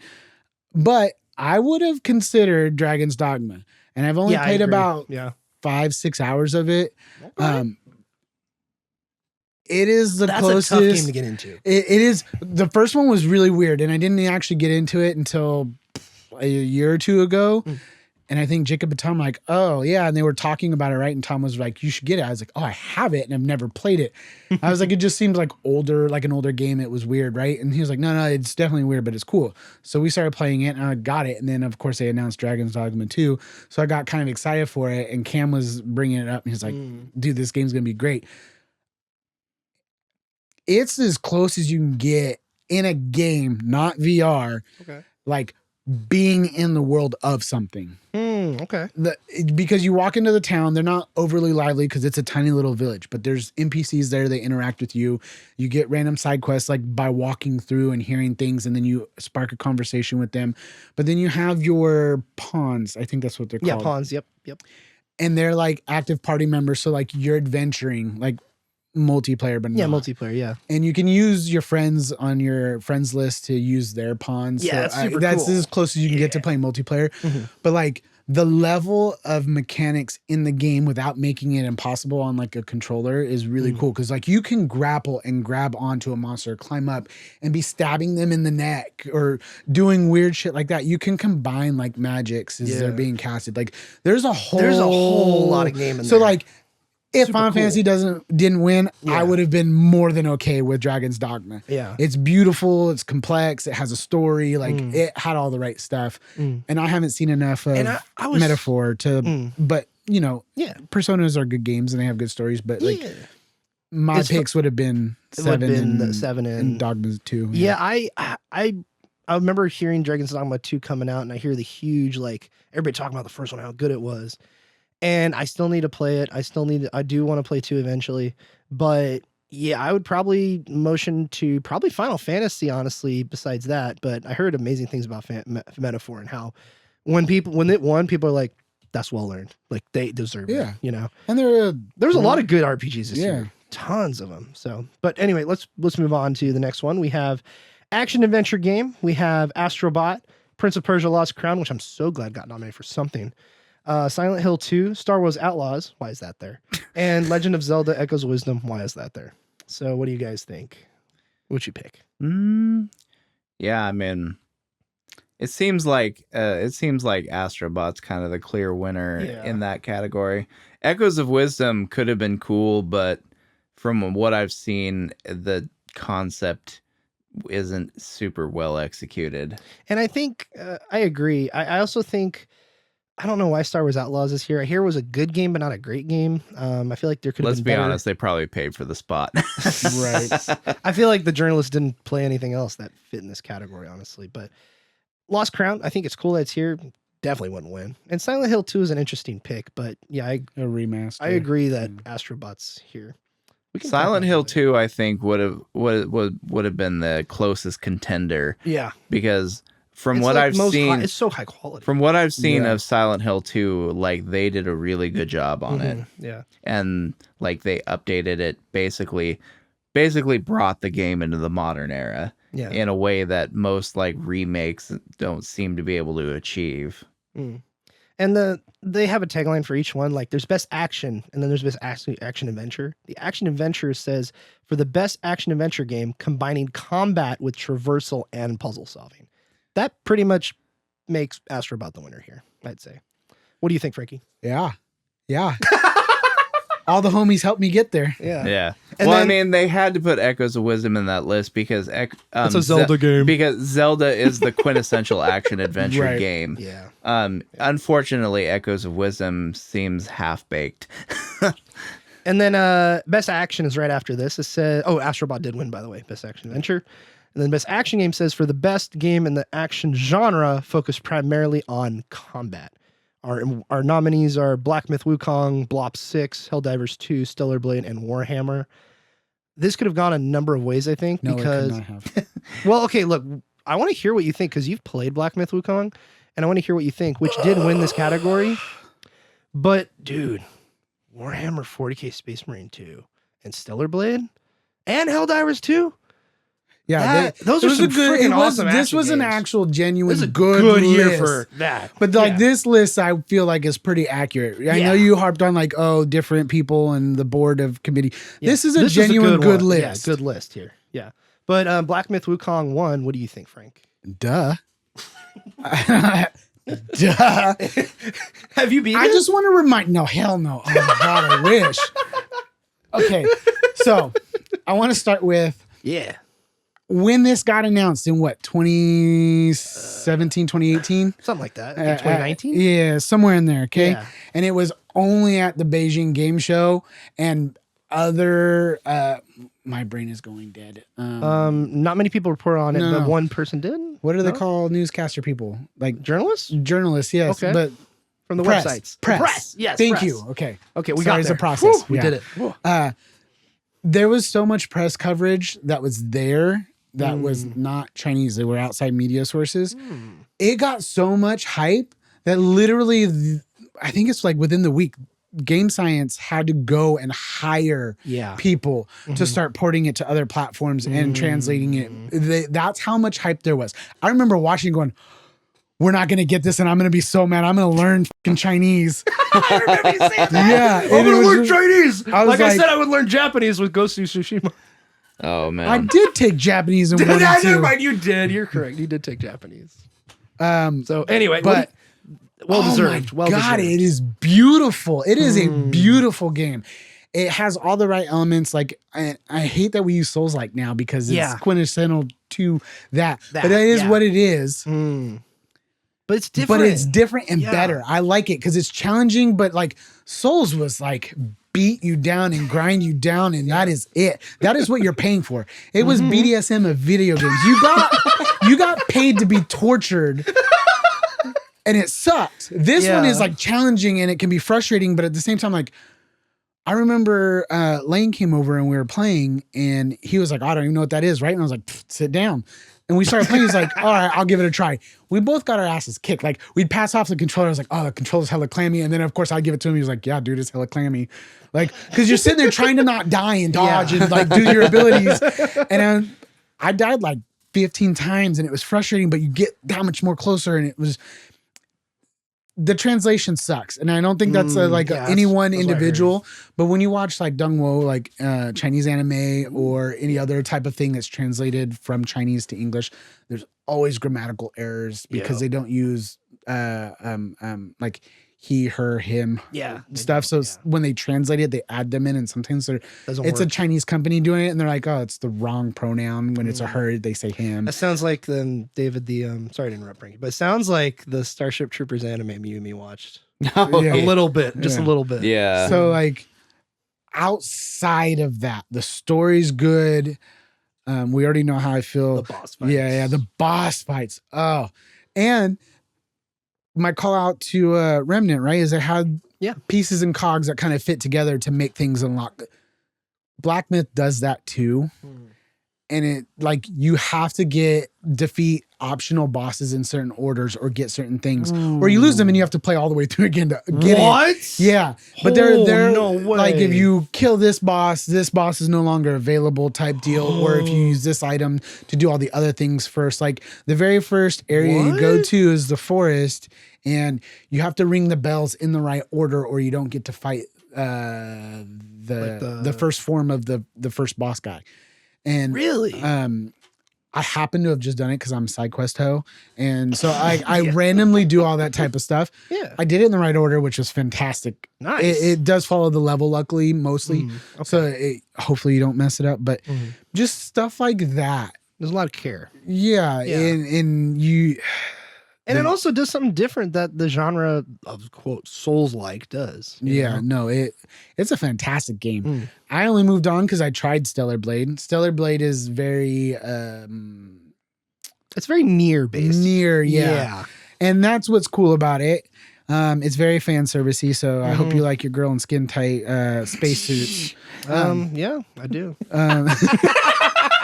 But like, spacesuits, I'm in. Yeah, but like it's still really cool. The audio to it's on par with Nier. Dude, the music's it's really good. It's really good. I got my ass handed to me relatively early on. Yeah. And then I heard there's a point. I don't know why I remember hearing about at the end. There's a way to go back to everything else before the final boss, which games usually do. Right. But this one was very obvious, letting you know, hey.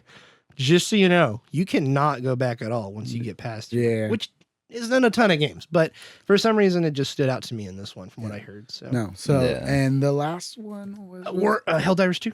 No, Warhammer. It's I need relatively new. Yep. Again, list of games. I bought all these other stupid games. I need to play Warhammer. It's on sale right now for $48, and I really want to get it, but at least buy it and maybe refund it after a couple hours to save the money. But here's my problem. Dude, I have too many options. Good. There's too many options. There's so many games. I have Steam. I have my computer, which is pretty beefy, but at this point is also a little aging because I have a 2070, which is a relatively good card. Yeah. But we're now getting into the 50 series. It's a little aged. I forgot to bring this up for Indiana Jones. It's a really tough game to run. Yeah. Like if you can't play it if you have under 8 gigabytes of VRAM. You just can't play it. It's really tough to run. I get about 50 to 60 frames if I have on medium. And I have a 2080 Super. Okay, yeah. And so it's like rough to run. Yeah. So it's mostly optimized for 30 series and 40 series. Because they get the DLSS 3.5. DLSS 3.5 and the new RTX stuff. So and it's required ray tracing too. That's something I didn't know about. So anyway, Black Myth Wukong won. Yeah. Good choice. And I'm glad that it won, to be honest, because with the sort of the political drama that happened with the developer, I was kind of like, are they going to snub it because of that? So I'm glad that they didn't. Yeah. No. Yeah, I'm glad they included it too. So their speech, they were really humble. They were like, we're just so glad we're here. Yeah, we're like glad we're here. Apparently I was watching some commentary on the Game Awards, and Alana Pierce said on a live stream at some point, she's like, yeah, I was there, and she's Australian. She's like, and they were in the front row and they cried when they didn't win Game of the Year. And it's like some BS drama stuff. Like she's trying to, just stir up. But I'm like, whatever. Hey, they were there. They won Best Action. And I would have cried too if I was nominated for Game of the Year and didn't win. I'd be like, we worked so hard. And they worked their butts off for this. Like they truly did. This is a lot of first game, right? This was their first game. Yeah. So to even win any award, let alone Game of the Year, I would have voted for them for Game of the Year, but that's me. Yeah. And that's mostly because I'm just super nerd and Yeah. We have VR. I'm going to skip that Arkham Shadow one, which I heard is really good. I heard it was really good. I've seen Yeah. gameplay. It looks really good, and it's only on Meta Quest right now. It's supposed to come to it's supposed to come to PSVR. PSVR next year. Balatro won the next 2 categories: best mobile and best indie game. The indie That's game. what I did not appreciate that. So the best indie games were Animal There's been a Well. lot of hype. Like I've had I'm Cam texting surprised. me I'm about like, what? Balatro and Yeah. like Once it hit mobile and the consoles, yeah. sales So went that's up. the thing is I am not a fan of digital card games. Yeah. And then it took away a win from Animal Well, which I was really hyped for Donkey to win an award, That you would be know? awesome. Yeah. And I was surprised because you and me were talking about this before the pod. He was in the game where just sitting there with the developer next to him, and they were just sitting there and they were like just clapping with everybody else. I was like, that's kind of funny. But yeah, we had Animal Well, Balatro, Manor Lords, Pacific Drive, and Plucky Squire. This is best debut indie game, by the way. So first game in the studio, basically. Let's. What do you think, Frankie's empty chair? He's a don't bring up. He's he's taking a potty break. So, but hey, best debut indie game. Sure, Balatro's fine. Animal Well would have been cool to see. I hear great things about Pacific Drive and Plucky Squire. But moving on, best independent game. Balatro also won. Balatro like clean sweeped it, except for a game of the year, which is super interesting. I, again, like you, David, I don't play digital card games. I don't play card games at all, except for Nerds, which I love. But that's about it. That's as far as I'll go. But yeah, best independent game, we had Animal Well, Balatro, Lorelei and the Laser Eyes, Neva, and UFO 50, which... I don't know what any of those things are. Yeah, UFO 50 is like a culmination between a bunch of indie developers making 50 different games in one game. And it's headed up by the guy who made Spelunky. Weird. And it's an actual indie game that didn't have any publisher attached to it, just the dev. Interesting. But in the industry we're in, it's really hard to get noticed, and you kind of have to have a publisher, especially if you're going to release on Steam or get through to the console market, that kind of thing. So it's understandable that Best Independent Game has like publishers, and a lot of these publishers in quotes are actually just branch offs from the dev anyway. So they kind of just have to have an entity to get through. But Balatro won Best Indie Game. I think which could have done Animal Well. Yeah. But oh well. Donkey should have won it, man. Donkey should have won it. All right. Best community support. It says recognizing a game for outstanding community support, transparency, responsiveness, and the such with updates and patches. Baldur's Gate 3, Final Fantasy 14, Fortnite, Helldivers 2, No Man's Sky. Baldur's Gate 3 ran away with the vote. Let's go to the next category here if my computer loads. There we go. Best ongoing game, we had Destiny 2, which had their big expansion this summer. The Final Shape. We had Diablo 4 with their new expansion. We had Final Fantasy 14, which is always getting updates, as well as Fortnite, which was also nominated. And Helldivers 2, which came out this year. And Helldivers 2 won away with it. I think well deserved. Fortnite's had a ton of stuff happen to it this year, but I feel like the game got a lot worse until more recently when they introduced back in OG and a couple other things. But I'm not going to talk about it anymore because none of you guys get out. Yeah. Games for Impact. Basically, what game had a very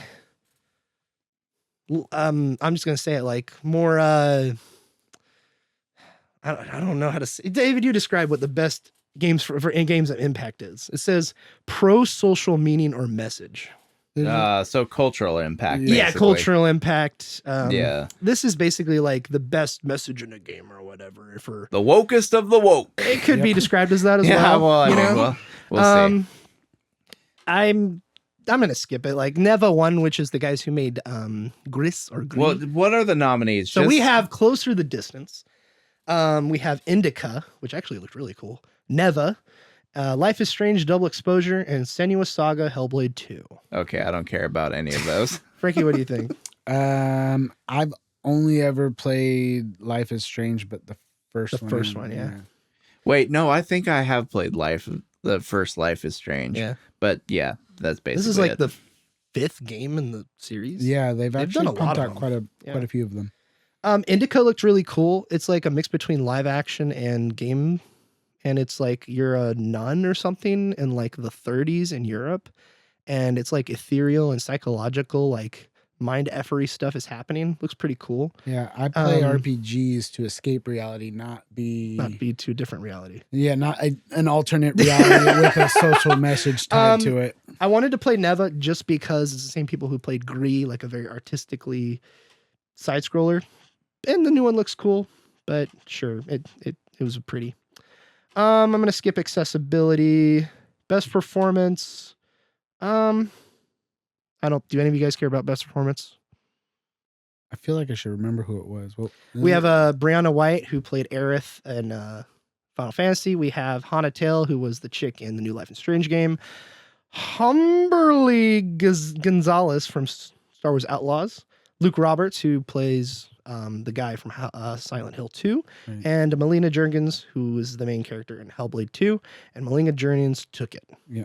I want to say, Luke Roberts, dude, his performance in Silent Hill 2, whoa.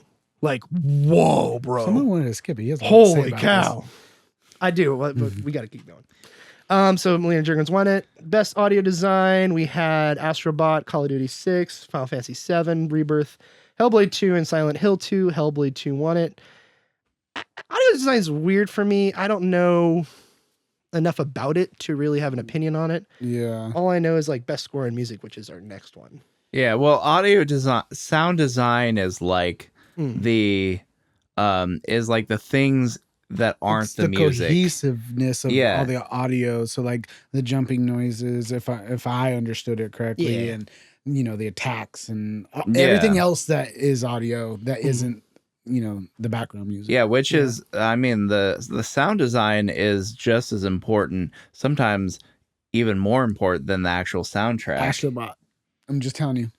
They've got the haptic feedback in the controllers, like as you tinker across little metal things. Yeah. Like to me, that it was immersive. Yeah. Because I'm sure Senua's Saga probably had a really gripping story with eerie sound effects and the voices speaking in your ears. That's always cool. I'm sure that would have been cool, but like to me, I didn't play it. So like Astrobot, like everything was cohesive. Like I really thought Silent Hill 2 would have taken it. Yeah, that's what I was thinking too. I thought that would be the one to take it because there's a lot of interesting things they do in that game in general, and the sound design is heavily involved in a lot of that. Also, Black Ops 2, sure, they always have great sound, great production design across the board. Like, I don't see them winning, but it's a good nom, as well as Final Fantasy. I mean, there's a lot that goes into that game, and a lot of these titles. So, but speaking of Final Fantasy, score and music, we have Astrobot, Final Fantasy VII Rebirth, Metaphor ReFantazio, Silent Hill 2, and Stellar Blade. What do you guys think? What deserves best score and music? All have good soundtracks, to be honest. But I know Final Fantasy. Silent Hill 2, even, which is like not the standout one here, is actually really dang good. So, and I heard good things about Stellar Blade and Metaphor, but man, that Final Fantasy, that's some music right there. And I'm not even nostalgic for like the callback stuff they do in the soundtrack, but man, is it good. Yeah. And Astrobot's a good choice too. Final Fantasy music is always a high point. Wow. So that's one thing they really know how to do. So, all right, best art direction, we're almost there. For best art direction, we have Astrobot, Black Myth Wukong, Elden Ring Shadow of the Urge Tree, Metaphor ReFantazio, and Neva. And it went to Metaphor. Best art direction, I'm gonna have to go with either Astrobot or Metaphor on this one, honestly. Metaphor is really interesting. Metaphor has an artsy look to it. Yeah. So I feel like art direction is a little bit more emphasized for them. I would have picked Black Myth Wukong, honestly. I'm Astrobot boy over here. Yeah. But it is very platformer, very friendly to a lot of audience. So I don't think there's anything that stood out other than nostalgia factor for me with a lot of the callbacks. But yeah, Black Myth, just the detail, the story, like it looked great. Yeah. And I hear similar things about the Elden Ring DLC. Like, even though it's a DLC and there's an argument that it shouldn't be here, which I kind of agree with. But honestly, the art direction in Elden Ring is really freaking good. It is really good too. Like really well done. I just want to pause though. Yeah. You need to come over and you need to play literally the first scene in Wukong. Okay. Because the intro battle to the game, my draw was on the floor. I was just like, this is the coolest shit ever. And it's super epic because you're battling a god. The clouds look fantastic. You're literally the whole ground. It couldn't be more mind melting, to be honest. It was really good. I'm just like, holy shit, this game is cool. Yeah. Like it captures you, and the rest of the game continues on because like the little old dude that's like helping you, he just whips in out of smoke and then disappears. Like there's a weird voice actor. Yeah. It just there's so much going good for that. I would have picked Wukong because it's just it's very timepiecey. It's very, early Chinese lore. It gives you the vibe that you're somewhere else, but not. It's a good game. It looks good. Yeah. A best narrative, we have Final Fantasy VII, Like a Dragon, Infinite Wealth. Interesting. Metaphor ReFantazio, Hellblade 2, and Silent Hill 2. I thought this was going to go to Silent Hill 2 or Final Fantasy. I was surprised that Metaphor won. What do you think, David? You and me looked at some Silent Hill 2 stuff, and it seemed really interesting. Yeah, I thought Silent Hill was going to be a top contender for sure. But, I mean, I guess the Metaphor kind of makes sense because the Persona games, their story and narrative has always been kind of a driver for them. Yeah. Yeah, I'm surprised Final Fantasy VII didn't win, though, because from everything I hear in those games, the way they handle the story, from the original story to the new thing they're introducing into it, very interesting stuff happening. I'm not going to spoil anything. I've seen a couple things that were a little spoilery, and it has my attention, and it's very intriguing. This is from someone who's played the original on PS1. Yeah. And I was really worried they were going to it up. I'm not going to lie. Yeah. But the story is good. The way they're telling it, the perspective they're giving it from, and how it's all playing out.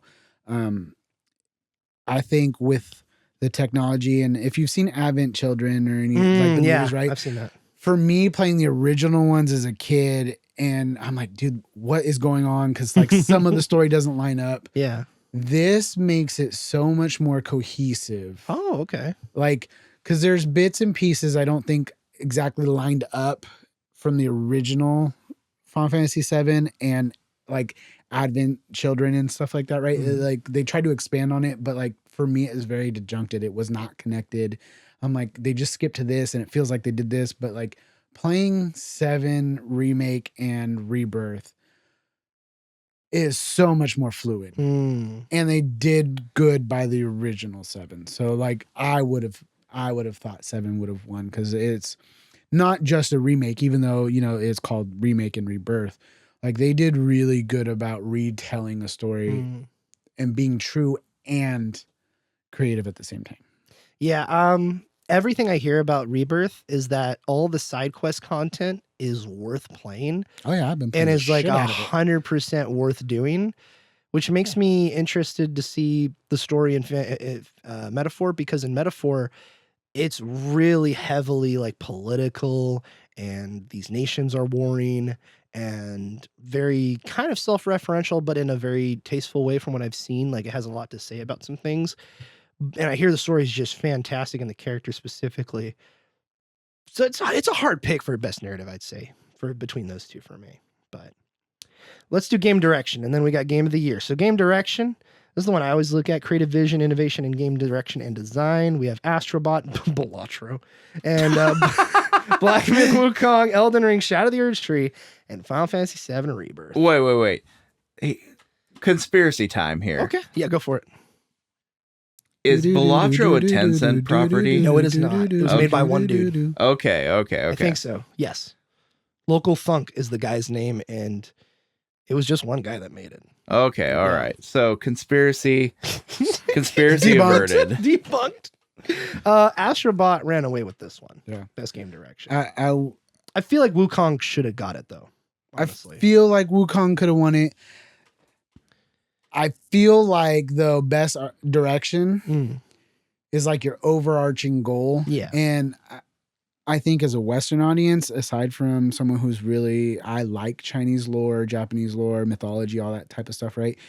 I think it's harder for us to kind of grasp that as a culture. Yeah.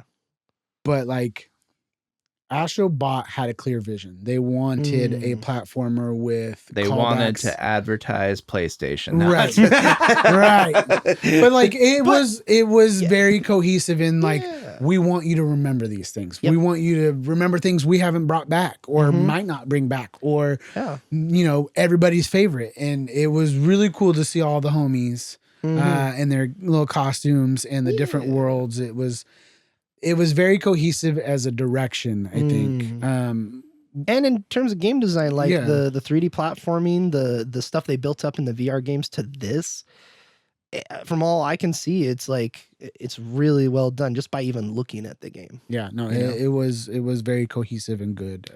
And I feel like Elden Ring even is a good example as well, even though it's DLC. But yeah, direction, like what they were aiming to do. Elden Ring's a little bit.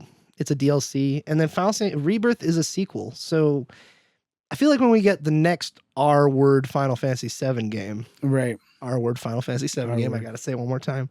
Whatever it's gonna be, I think it's gonna be something else, like Reawakening. Ooh, that's a good one. It could be that. I feel like then it could get direction, but even then, like there's a lot of good stuff for this. It's hard because those are segmented stories, so the direction is very piecey. Yeah. Like 7 was, you know, the first disc of the original, you know, Final Fantasy. So, but and Wukong is not as guided in the gameplay, even though like all the pieces kind of tied together. It, like I said, it's not easier. It's a good freshman effort from these guys. Excellent. Effort. I mean, being nominated for 4 different categories, I think 3 or 4. It's hard to, you know, it's hard to have like, you know, direction be a good strong suit of a series. Oh, Metaphor was also nominated for this, by the way. Metaphor? Yeah. Oh, yeah. For the game direction. Yeah, but I was just gonna say that it's hard for a series that was built on, you know, it being the last fantasy game of its developer before they went out of business. Yeah. You know, direction's just, you know, not a strong suit. Yeah. I don't know. We can fight on that one because 10. That was a joke. That was a joke, by the way. That was a joke. Yeah, you 2000s Final Fantasy fans really love 10. You know what I really love? Rich folks that had the PS. No, I'm joking. Because it was one of the last ones that did turn-based battles and did it right. And it is a trend. There are lots of games coming like Neo. No, the dude that created Final Fantasy and Nobuo Uematsu, the guy who composed the original Final Fantasy score, came out with Fantasian on Apple Arcade, and it was an exclusive, and they've re-released it to Switch and PlayStation, I believe. It's kind of like a remaster for consoles, so they just pretty much upscaled some of the texturing and stuff like that. But I want to play it because it has the original creator and Nobuo Uematsu, who has some of the greatest scores in all the video games. 100%. So Chrono Trigger. Yeah. Dude, exactly. Chrono Trigger, yeah. But like my friend had Apple Arcade and he was like, this game is so good. I'm like, I want to play. But there are games coming back to turn-based battles, and I love turn-based battle. Oh, yeah. If only we can get that Final Fantasy Tactics remake, which was leaked like 3 years ago. You know what they need to do? The it was the 6, right? No. It was because 6 was being remade, and it's still... No. I'm talking about the Nvidia leak. Oh, this was before the 6 kind of rumors floated around. They need to come out with a sequel to Final Fantasy 12. That's what they need to do. The Zodiac Age, as it's known today. They're not going to get a sequel. They did a remaster. That's all you're getting. Shut up. No, I'm not satisfied. All right, Game of the Year with Astrobot, Balatro, Wukong, Shadow of the Urge Tree, Final Fantasy VII Rebirth, and Metaphor. Astrobot won Game of the Year. What do we all think of this? And what would we have picked? Hell yeah, brother! I know David's vote would be Balatro. That's for sure. Yes, definitely. The game I've played hours of. I was torn. I was happy for Astrobot. Don't get me wrong. I was happy too, yeah. But I would have accepted Black Myth Wukong. I would have also accepted Final Fantasy VII. because it is a very nostalgic game. It looks good. The gameplay is good. I've had a lot of fun. I've done all the stupid side quests and I've gotten absolutely nowhere in that story. But it was it's a good game. Yeah. I mean, all of these, Balatro excluded, are worthy contenders. Pretty much. Yeah. And with the DLC discussion, I don't know how you guys feel about it. I feel like it needs its own category. I get how good it this would have is. been a good game, and it could have been a good game, but it is not its own game. It's not its standalone. Yeah. You have to own Elden Ring to buy it, and that's my biggest thing on it. Yeah. And honestly, like, I'm kind of cool with, whatever can win Game of the Year. If you played a game from last year and it's your Game of the Year, that's cool. But I'm not going to nominate BioShock 2 Remastered for Game of the Year in the Game Awards. There's a different threshold here. Best remaster. Best remastered. Exactly. It goes in there. Yeah. Like DLC, best DLC expansion. Yeah. That way, this and that Diablo 4 expansion could have been nominated. Right. And then go that way. Yep. So, anyway, that's the Game Awards. Also, how many was that thing nominated and it didn't win shit? Which one? The Elden Ring DLC. Yeah, it got nominated for everything, but didn't win it. I think people knew. Yeah. One thing, because all them weebs that love Metaphor, also there's a lot of Elden Souls-like fans that are like, I love Elden Ring so much. And when they did that, they're like, yes, this is amazing. But the public's never going to go for it, so we're not going to win for a Game of the Year. It's just going to be nominated. Wukong, I don't care how good and Geoff Elden even Ring tweeted is. out the day before the nominees dropped saying, just so you guys know, expansions and DLC can count in this category of Game of the Year. He was really trying to play the field, being like, hey guys, just so you know, that counts. And so I was like, oh my God, Erdtree's going to get nominated. And it did. Yeah. I would, of Souls-like games, I would have picked Wukong anyways. Yeah. We're probably going to save the secret level stuff for a different episode of the podcast, but I do want to get through the announcements and see what stands out. I want to get to Intergalactic Naughty Dog. Naughty Dog's next project. Oh my God, that was the biggest tease. Yeah. I wanted to see so much more. And was that the lesbians in space? Yes, game? that's the lesbians in space one. So Okay, Intergalactic, the Heretic Prophet, which I'm not a fan of the title. Just call it Intergalactic, guys. Yeah. Call it lesbians in space. It's past David's bedtime. He's clearly tired. He's cranky. Yeah. I'm hyped for this. Yeah. Neil Druckmann coming back.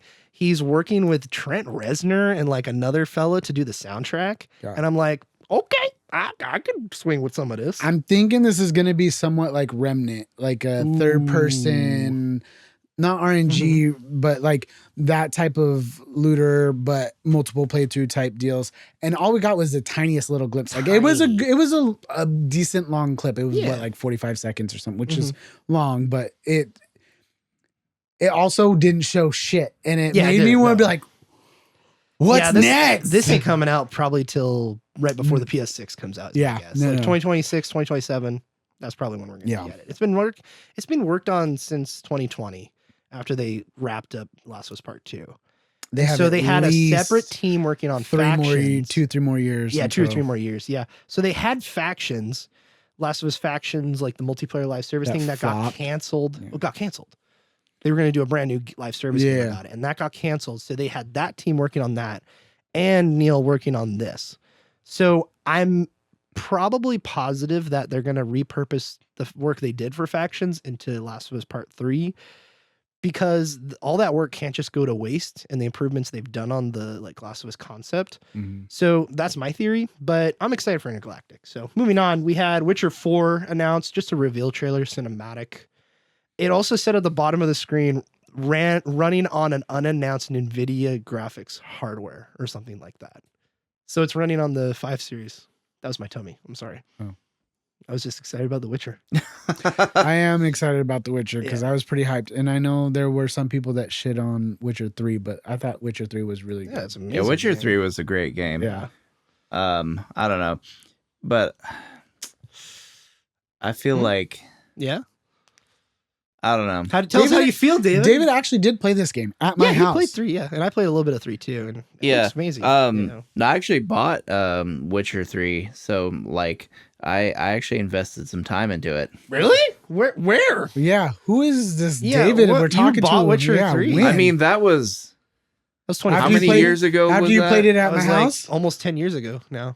No. Yeah. 9 years ago. He didn't have it when he played at my house like 2016 5 years years ago. No, I did. I bought it before I played it at your house. Really? But Wow. it was on the back burner, and then I played it at your house, and I was like, okay, now I need to go back to this. Yeah. I'm cool with people who like Witcher. I'm not really into any of the games. I tried 3 a little bit. I'd like to get through it eventually, but It's good. Cool. So I took like almost 30 hours to get through it, and I did a lot of side quests, but not all of them. Yeah. Jacob helped me get through it in like 14 hours, so you can speed run that. Okay. Probably That's good to know. faster because I was making Jacob stop and do side quests, and he's like, "No, we don't do side quests. Just do the story." I'm like, "But I want to get this item or go do that," and he was like. And a lot of the side quests are fantastic. Yeah, too. no. So Yeah, my only complaint about Witcher 3 was it just wasn't what they showed in the trailer. They had to dumb it down for consoles. That was my only quibble with it. One of the last games that PC rings king instead of making ports for console or making games for consoles and then porting them to PC, which underutilizes the PC. Although now it's getting harder to do, but yeah. You know what I mean? Like back in the day, if you had it on PC, it had the best textures, it had the best field of view distance, it had everything. It just looked better on PC. And now they design them for consoles and then port them to PC, and then you're like, oh, it only looks marginally better at best. You have to like screenshot it at super sampling levels and then zoom in and be like, see, there's one extra pixel. It kind of sucks. It's interesting, but yeah, I guess we'll see what Witcher 4 brings around. I don't know if you guys care about this at all, but I'm excited for Josef Fares's next game, which is Split Fiction, the dude who did Brothers. I can't remember what the other one's called, but he also did It Takes Two, which won Game of the Year the other year. Oh, and I'm like super hyped for this next game because I've yet to play It Takes Two, but I love Brothers and I loved A Way Out is what it's called, the other one. And I just think this dude is super talented, and I will play anything he plays. That's really funny because earlier today I was watching a video on the Game Awards, and when it came time to announcing this, basically that guy's reaction was just, "Oh look, it's that guy who's at every Game Awards and makes all those games that nobody cares about." I need to find somebody to play It Takes Two with. I've been trying to get Adelaide to play it with me or somebody, but we'll get there. I think me, Tom, and Jacob played through. I've seen Brothers you're talking about Brothers: A Tale of Two Sons, right? Yeah. I've seen videos of that. That did look like a rather intriguing game. You should totally play that. It's on the Xbox out there, and it only takes like 2.5 hours to play, David. You should totally worth it. It takes longer than 2.5 hours. No, it's 2. I've beaten it in like 2 hours. No joke, because I've loved that game. All right, so Omnimusha, Frankie, go for it. Holy shit, I was so excited for that. I saw that, and I'm like, okay, remember my conversations by myself. I'm like, is this Omnimusha? That's what everybody's saying. And I was sitting there, and of course, Hannah's just being quiet in the other room because I am probably coming across as a crazy person. I was just like, it is. You just see the orbs going, and I'm like, oh my God, I've been waiting for another game for so long. I had Onimusha 3 on my PC back in the day before like Steam was a big thing. Like I had a physical copy I bought at GameStop. Dang. Okay. It was so good. I love that. It's very like old school, like Devil May Cry, DMC and God of War, God Hand too. It's kind of like that a little bit, you know. But it was just like it was very actiony. Like it was such a good game, and so I am super curious to see what this turns out to be and how they execute it because it is a series that I loved as a child. I tried to buy the Onimusha Warlords or whatever it's called on Steam, and it just wasn't the same game because I had that clear vision of Onimusha 3 in my mind from when I had it in. I am hyped. There's no other reason than I'm just hyped for this game, and they finally brought it back. And it's cool to see like games that you thought were lost to the ether come back from the void. You know what I mean? Capcom's in a great space right now. They've killed it with the RE remakes and the RE games. They did Dragon's Dogma 2. They got Monster Hunter Wilds coming next year. That's going to sell every copy. And I have total trust. They're going to knock it out of the park. Yeah. I have total faith in them. Yeah. I've never played any of them, but I mean, maybe this will be my first one. Did you know that Resident Evil 4 and 8 are on the PSVR too? You could play them. I knew that, yeah. 4 Those are what's one of the reasons why I want to get one. 4 would be fantastic. I don't know how many hours I put into that on PS2. 8, I have 7. That looks scary. Oh my god, 7's gonna be. We had Steven play for me and Alex while we were sitting there watching. Oh my god! Because Steven play it? Yeah, Why? it was the worst experience of my life. I totally took it back. Like, Steven, you're not allowed to play anymore. No, he was fine. He's like, let's just go. Okay. Oh, I'm getting attacked. Right? He's just nonchalant about the whole thing. And me and Alex are sitting on the other couch. We kept jumping at everything and pop out of nowhere. And I'm just like, this is why I can't play by myself. You know why? Because he's so tall, he could just step over all the. He's just like, we're like, dude, there's something on the shelf. Get the shelf. He's like, which shelf? Turns opposite direction. I was like, oh. It was so aggravating. Wow. Well, speaking of 4, Borderlands 4 was announced. The only thing I have to say about this is I love the trailer. The trailer for the 3rd game when it was revealed was awesome, and so was this trailer. I don't have much weight in the franchise, but I love the trailers. Real missed opportunity to not include Jamie Lee Curtis in this one. I know, right? Next game, we have the Outer Worlds 2, which I'm super intrigued to see. I am too. That could be good. Yeah. You know, Obsidian doing their own thing and kind of copying what they've learned from on their projects with Bethesda.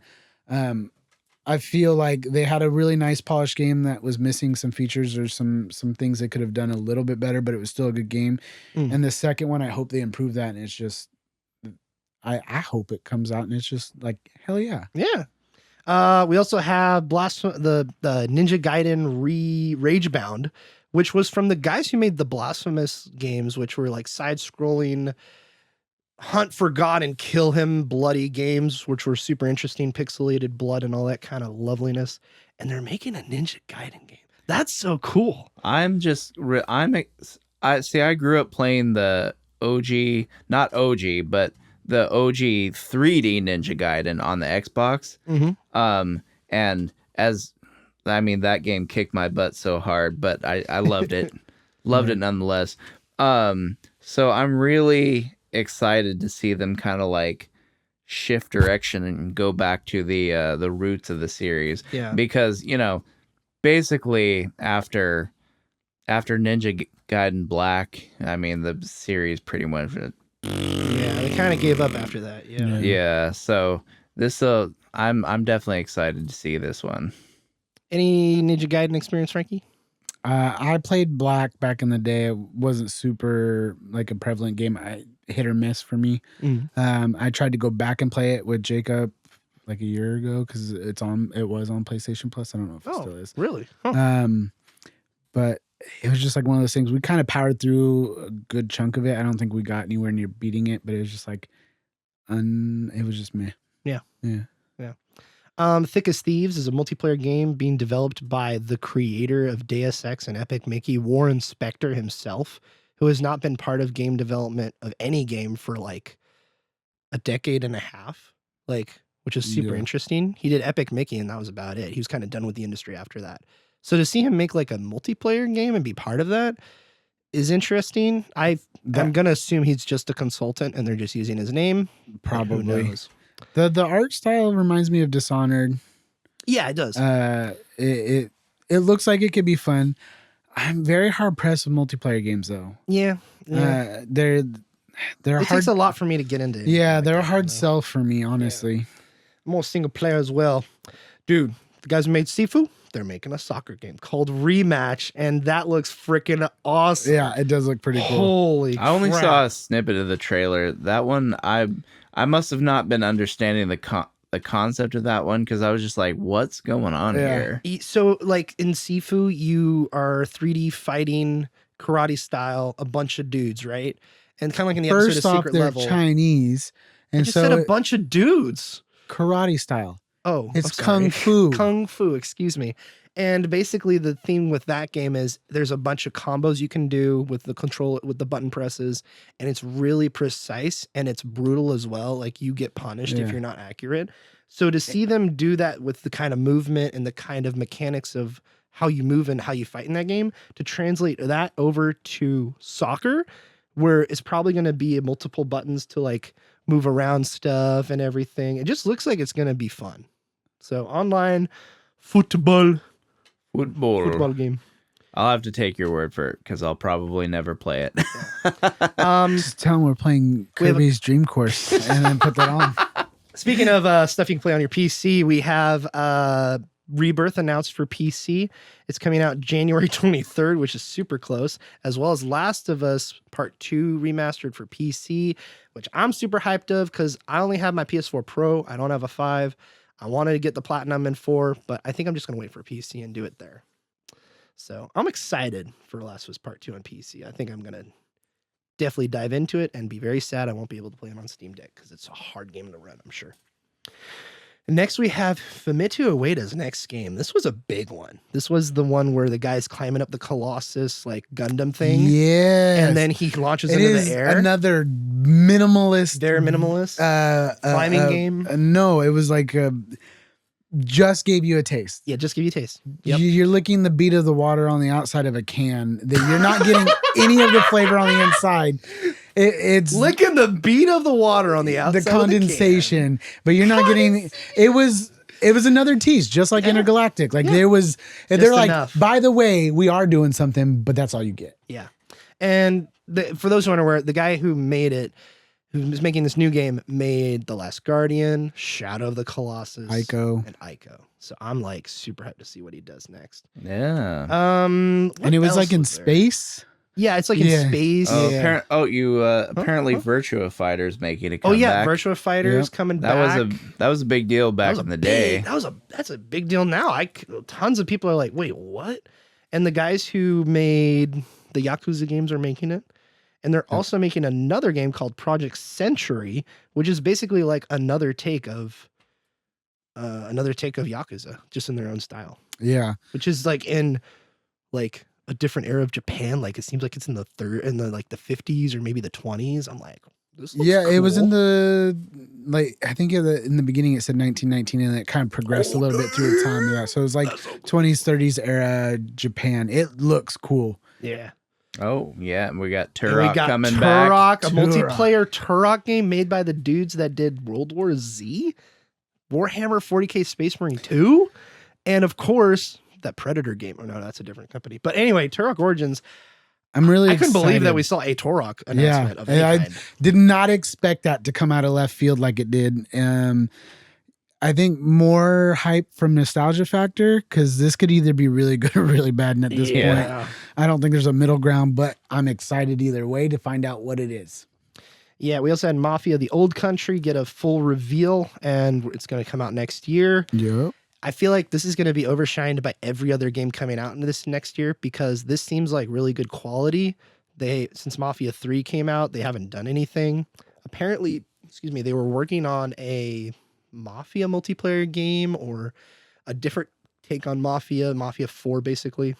And basically the director left the studio because of quotes creative differences. So that stuff went bad. And then this game came out of that. So I'm intrigued to see what they do with the Mafia franchise. It looks cool. Ooh. Well, we're going to get to that, but I do want to mention Dispatch, which is Telltale's new game, which is basically like a Telltale game, but you are a superhero dispatch operator. And I enjoyed the trailer. I enjoyed the trailer. I don't know how that's going to translate to actual gameplay. Yeah, and it looked like the writing looks funny and cool. Yeah, and it has a lot. It's a Telltale game, so the writing is going to be good. Yeah. So, and it says like from the creators of Wolf Among Us, so it's like some of the Telltale devs. But I'm excited to see what they do. And then we have the big boy. Oh yeah, that's the one that threw me for a loop. Is the Okami sequel? We have Okami coming back. The dude himself, Hidetaki Kamiya, is back. He left and he's back. Are you serious? That's so cool, dude. I'm not like I didn't care for Okami at all. All my sisters played it and loved it on the Wii. And I'm just like, whatever. But I grew up watching them play this all the time. And I don't even think they know about it. But Okami sequel has been announced. Yeah. We'll see that in like 8 years. Oh man. That one, I never played the OG Okami just simply because at the time that it came out, I didn't have a PlayStation 2. And then by the time it came out on like other things where you could play it other ways, I'd kind of forgotten about it. Yeah. But I always loved I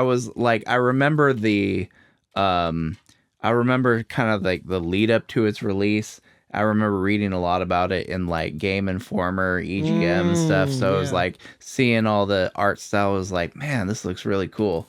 So I'm glad to see that it's coming back. And what a tease, bro. The way they handled the trailer, I'm like, you're like, what is this? That's why I said, they did good this year. They did really good, I think. Especially in the terms of announcements. And it goes back to Geoff Keighley and his tenure in the games industry and his connections with the different, publishers and developers. And he did good. He did good. Yeah, he did good. Hopefully he keeps going. Usually the way the games awards work, from what I've seen, is what we were discussing earlier. One year's really good, and then they kind of dip below. And then another year's good, and they dip below. It's kind of like hills and valleys every other year. So, but next year, man, we are loaded. Well, I mean, you don't have a powerhouse like E3 demanding people show up and you're like, give me your best.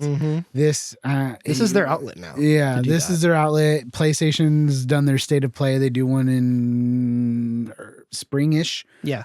Then they do one sometimes early summer, and then they do one in like September. So, and then Xbox does their. I think they're going to do their developer direct early in the year. Kind of what they did this year. They had 4 or 5 games they advertised and said these are the big ones for the year. Including Indiana Jones, Hellblade, and a couple others. Yeah. So they did that this year, and they announced they're going to do it early next year, as well as a in-between Summer Game Fest kind of thing. Right, because there's Summer Game Fest, Tokyo Game Show, and then Gamescom. Yep. So that's really the only options these companies have, and I'm intrigued to see Nintendo doesn't even next. participate. Yeah, Nintendo didn't even participate in this. They do their Nintendo Direct, and they've actually started to fall off. They used to do one every month, almost religiously, and then it was like, okay, every couple months, and then it's like 2 big ones a year. Then it was 1 big one a year. Yeah, 1 big one a year, yeah. And then now there's nothing. I used to get, to be fair, I haven't turned on my Switch in probably like 2-3 months. Yeah. But like you would get notifications, so you turn it on the home screen, right? And you have to push the A or whatever button multiple times to get in. It would be right there on the left-hand side, and I haven't seen shit. Yeah, you wait. Give it like another 3 months, and they'll be hopping again. That Switch 2's coming in. Yeah. I think it's coming in. They'll pick it back up, but I just have no excitement for it right now, but I think do I get a Switch 2 or do I get a PS5 Pro? I'd get a Steam Deck. No. No. Because then Jake will get out. Jake will be mad he can't play Fortnite on it. Before we get out, David, do you have any final words for the Game Awards and what happened and any of the controversies you want to go over again? Or one thing I did want to go over is the Game Changer Award. Oh, yes. Okay, so go ahead and regale with what you've heard about this, because I have an interesting thing to say about it. So they introduced a new award this year to honor this guy who's, apparently a small-time YouTuber doing his part. He, to help direct laid off game developers to find new employment. And, it's kind of a cool story, but it's just like, who is this weird little man who somehow like, that's another strange little man. Another YouTuber described him like that. So that phrase is sweet just Zelda jacket though. Yeah, stuck in my mind. So like, who is this weird little man who is like some nobody YouTuber, but is somehow like hooking up laid off game developers with employment? Turns out he's on the board of directors at Tencent. Not just Tencent, but Tencent's acquisition firm. Yes, that's exact. He specializes in IP acquisition, which is really interesting.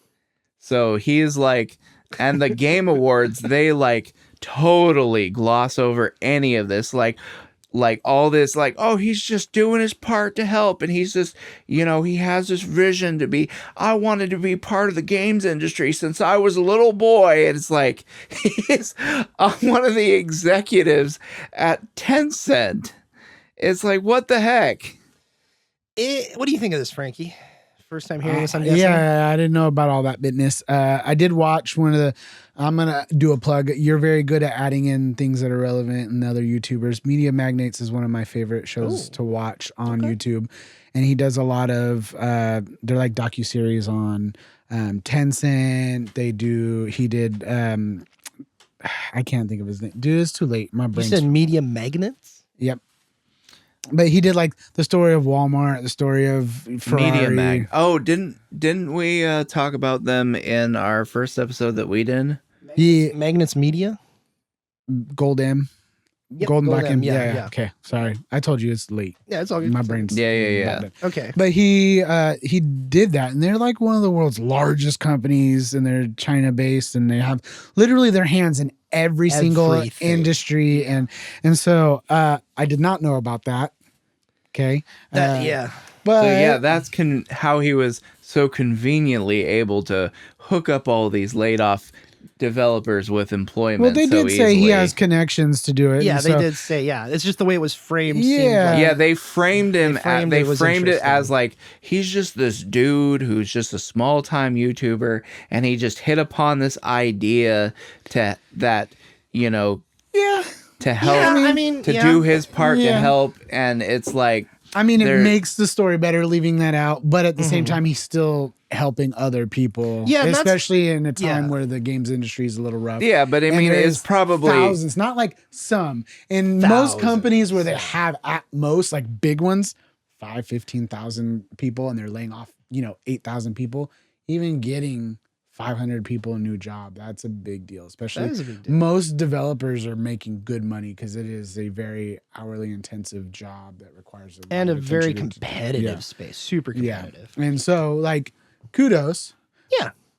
It is interesting. The other story. Yeah, because at the same time he's still doing that's how I feel about it as well. Like I think that I was tricked. I wouldn't say I was tricked, but it was framed in a way to be kind of cagey about the more notable details that you've just regaled us with. But again, he is helping those, which is interesting. If he really is, I mean, it makes me question everything. Don't know if he's actually helping them. Yeah, and he's cherry picking the cream of the crop to go to all the companies. You know what this is? Exactly. Yeah, conspiracy theory blown up. Yeah, this is just all this is he's finding a way to help Tencent get its fingers in more pies and also make himself look like a good guy while doing it. Watch that video actually about Tencent. Yeah, he goes through it and he was like, they own like a bunch of stuff and they're controlled by the CCP. And but then he goes in like later, he was like, well, as big of a company as this is and all the things that they have their hands in, it's like they own 5% of Universal Studios. They're not controlling stakes. They are reeking in the benefits of the studio. But he goes on, he's like, so say what you will, and they have their hands in everything, but they also like they're not controlling Universal. At most they're getting I mean, at the end of the year. To be fair, the Hollywood movies are very much driven by the demands of the Chinese market. So while Tencent maybe is not controlling them directly, they definitely have an influence. Especially with the recent, especially with Ubisoft, I think they're in a huge trouble bit right now, and Tencent is being flagged as the one who's gonna buy them out. And if they do, Ubisoft is super bloated. You just know they're gonna get whoever buys them, whether it be Tencent or, God forbid, Microsoft or some other entity. Probably Amazon is what I'm thinking who buy them, but who knows? But the point of Jeff it is Bezos money. Yeah, I think they would be actually a good fit for Amazon. They're already, crazy and big. Well, he's good at making shit efficient. Like he's gonna cut the fat. I mean, Bezos owns a lot of different things, so he's good at. And they're trying so hard, especially them and Apple and Google, trying to get into the games industry, and it's just been a failure after failure. We're going to talk about secret leveling on a different episode, but the New World episode was on one of the picks, and I'm like, this is just an Amazon pick. This is weird. Which is funny because that ended up being the best one. Okay, we're going to talk about it later. We're going to get into it later, but anyway, Tencent is probably the one who's going to buy out Ubisoft. Probably, but we don't know anything about it yet. Sidebar, random thought. Again, my brain's broke. It's the end of the day, night. It's the end of the day. Okay, the Google thing with Russia suing them for $64 decillion. Oh, I didn't know this. Really? What? Okay, Wow. so It's there's like recent? something about part of the blockade, not blockade. The pipeline, No. the tariffs, the Yeah, that's closer. okay. Word, David, go. Are you talking about the? Did it have to do with the sanctions against Russia? Sanctions. There we Okay. go. That's the Sanctions. words I'm thinking All about. right, all Okay, right. so something about blocking their media on Google search, and so Oh yes, Yeah. yes, that's what it Who was. decided to sue Yep. them Yep. for that, and it was like $64 decillion, and it was the guy that I was watching the video on is like, Putin's just lost his damn mind. He's like, it's literally more money than the entire global GDP. Yeah. Is what you're suing for. I was like, keep my building. I'm moving out of Russia. You know what I mean? Like, what do you do with that? Yeah. Have you lost your mind? You want him to pay more money. Google is, if anybody could do it, it probably would be Google. Yeah. Like, they have a butt ton of money, but like, Lots of money. you cannot ask someone to pay more money than the entire planet has Yeah. ever. Like, Yeah. I'm going to go farm moon rocks. I'll be back. Stupid. The video you're talking about, Frankie, for those listening, the secret Chinese company that owns everything from Magnates Media or Magnet Media. And it's an hour and 18 minutes. I need to watch this. to It's kinda really good. get He's got a yeah. he's got a lot of videos. got a lot of good ones. Yeah, he's the what's WeChat? Is that the one that was also Chinese? That one was on there? WeChat. Yep. 1.4 billion users. They've Like got the Google. Of, they got the Facebook one on there. They've Mm. he's got a lot of them. I get sucked into them. I was like, oh, this is stupid. The first couple videos I watched, but every single time I watch them, Mm. I get suckered in, man. All of a sudden, I'm like, it's 3/4 of the way through. You know why you like it? It's because the double M. You know why you like the double M, Frankie? No. Because it has to do documentaries and it has to do with modern marvels. That's what we're talking about. Yeah. So I want to thank you, Frankie, for coming on the podcast and staying with us for so long. We really I'm appreciate you. surprised you guys keep bringing me back because every time I'm on here, it's like a 6-hour podcast. Yeah, well, we love you and we love your opinions too. And as incorrect as David is about many things, we still love him anyways as well. You know, no, I'm joking. I don't It think goes for me. I'm wrong I about was so gonna many say things. tonight dude. you don't have any room to talk. Fortnite on my Steam Deck. Fortnite on a Steam Deck. All right. The only reason I got a Steam Deck was to play Fortnite, and then I couldn't. I'm excited about the future, and I probably won't be doesn't playing hold GTA 6, Fortnite on but Steam I Deck. might be playing Fortnite on the Steam Deck. Fortnite on Steam Deck. So we shall see. So, ladies and gentlemen, thank you for listening to us and your ever-loving support. We love you very much, and we will see you next time. And Snarp Fangle on. I will be back. You will be back. Bye-bye now.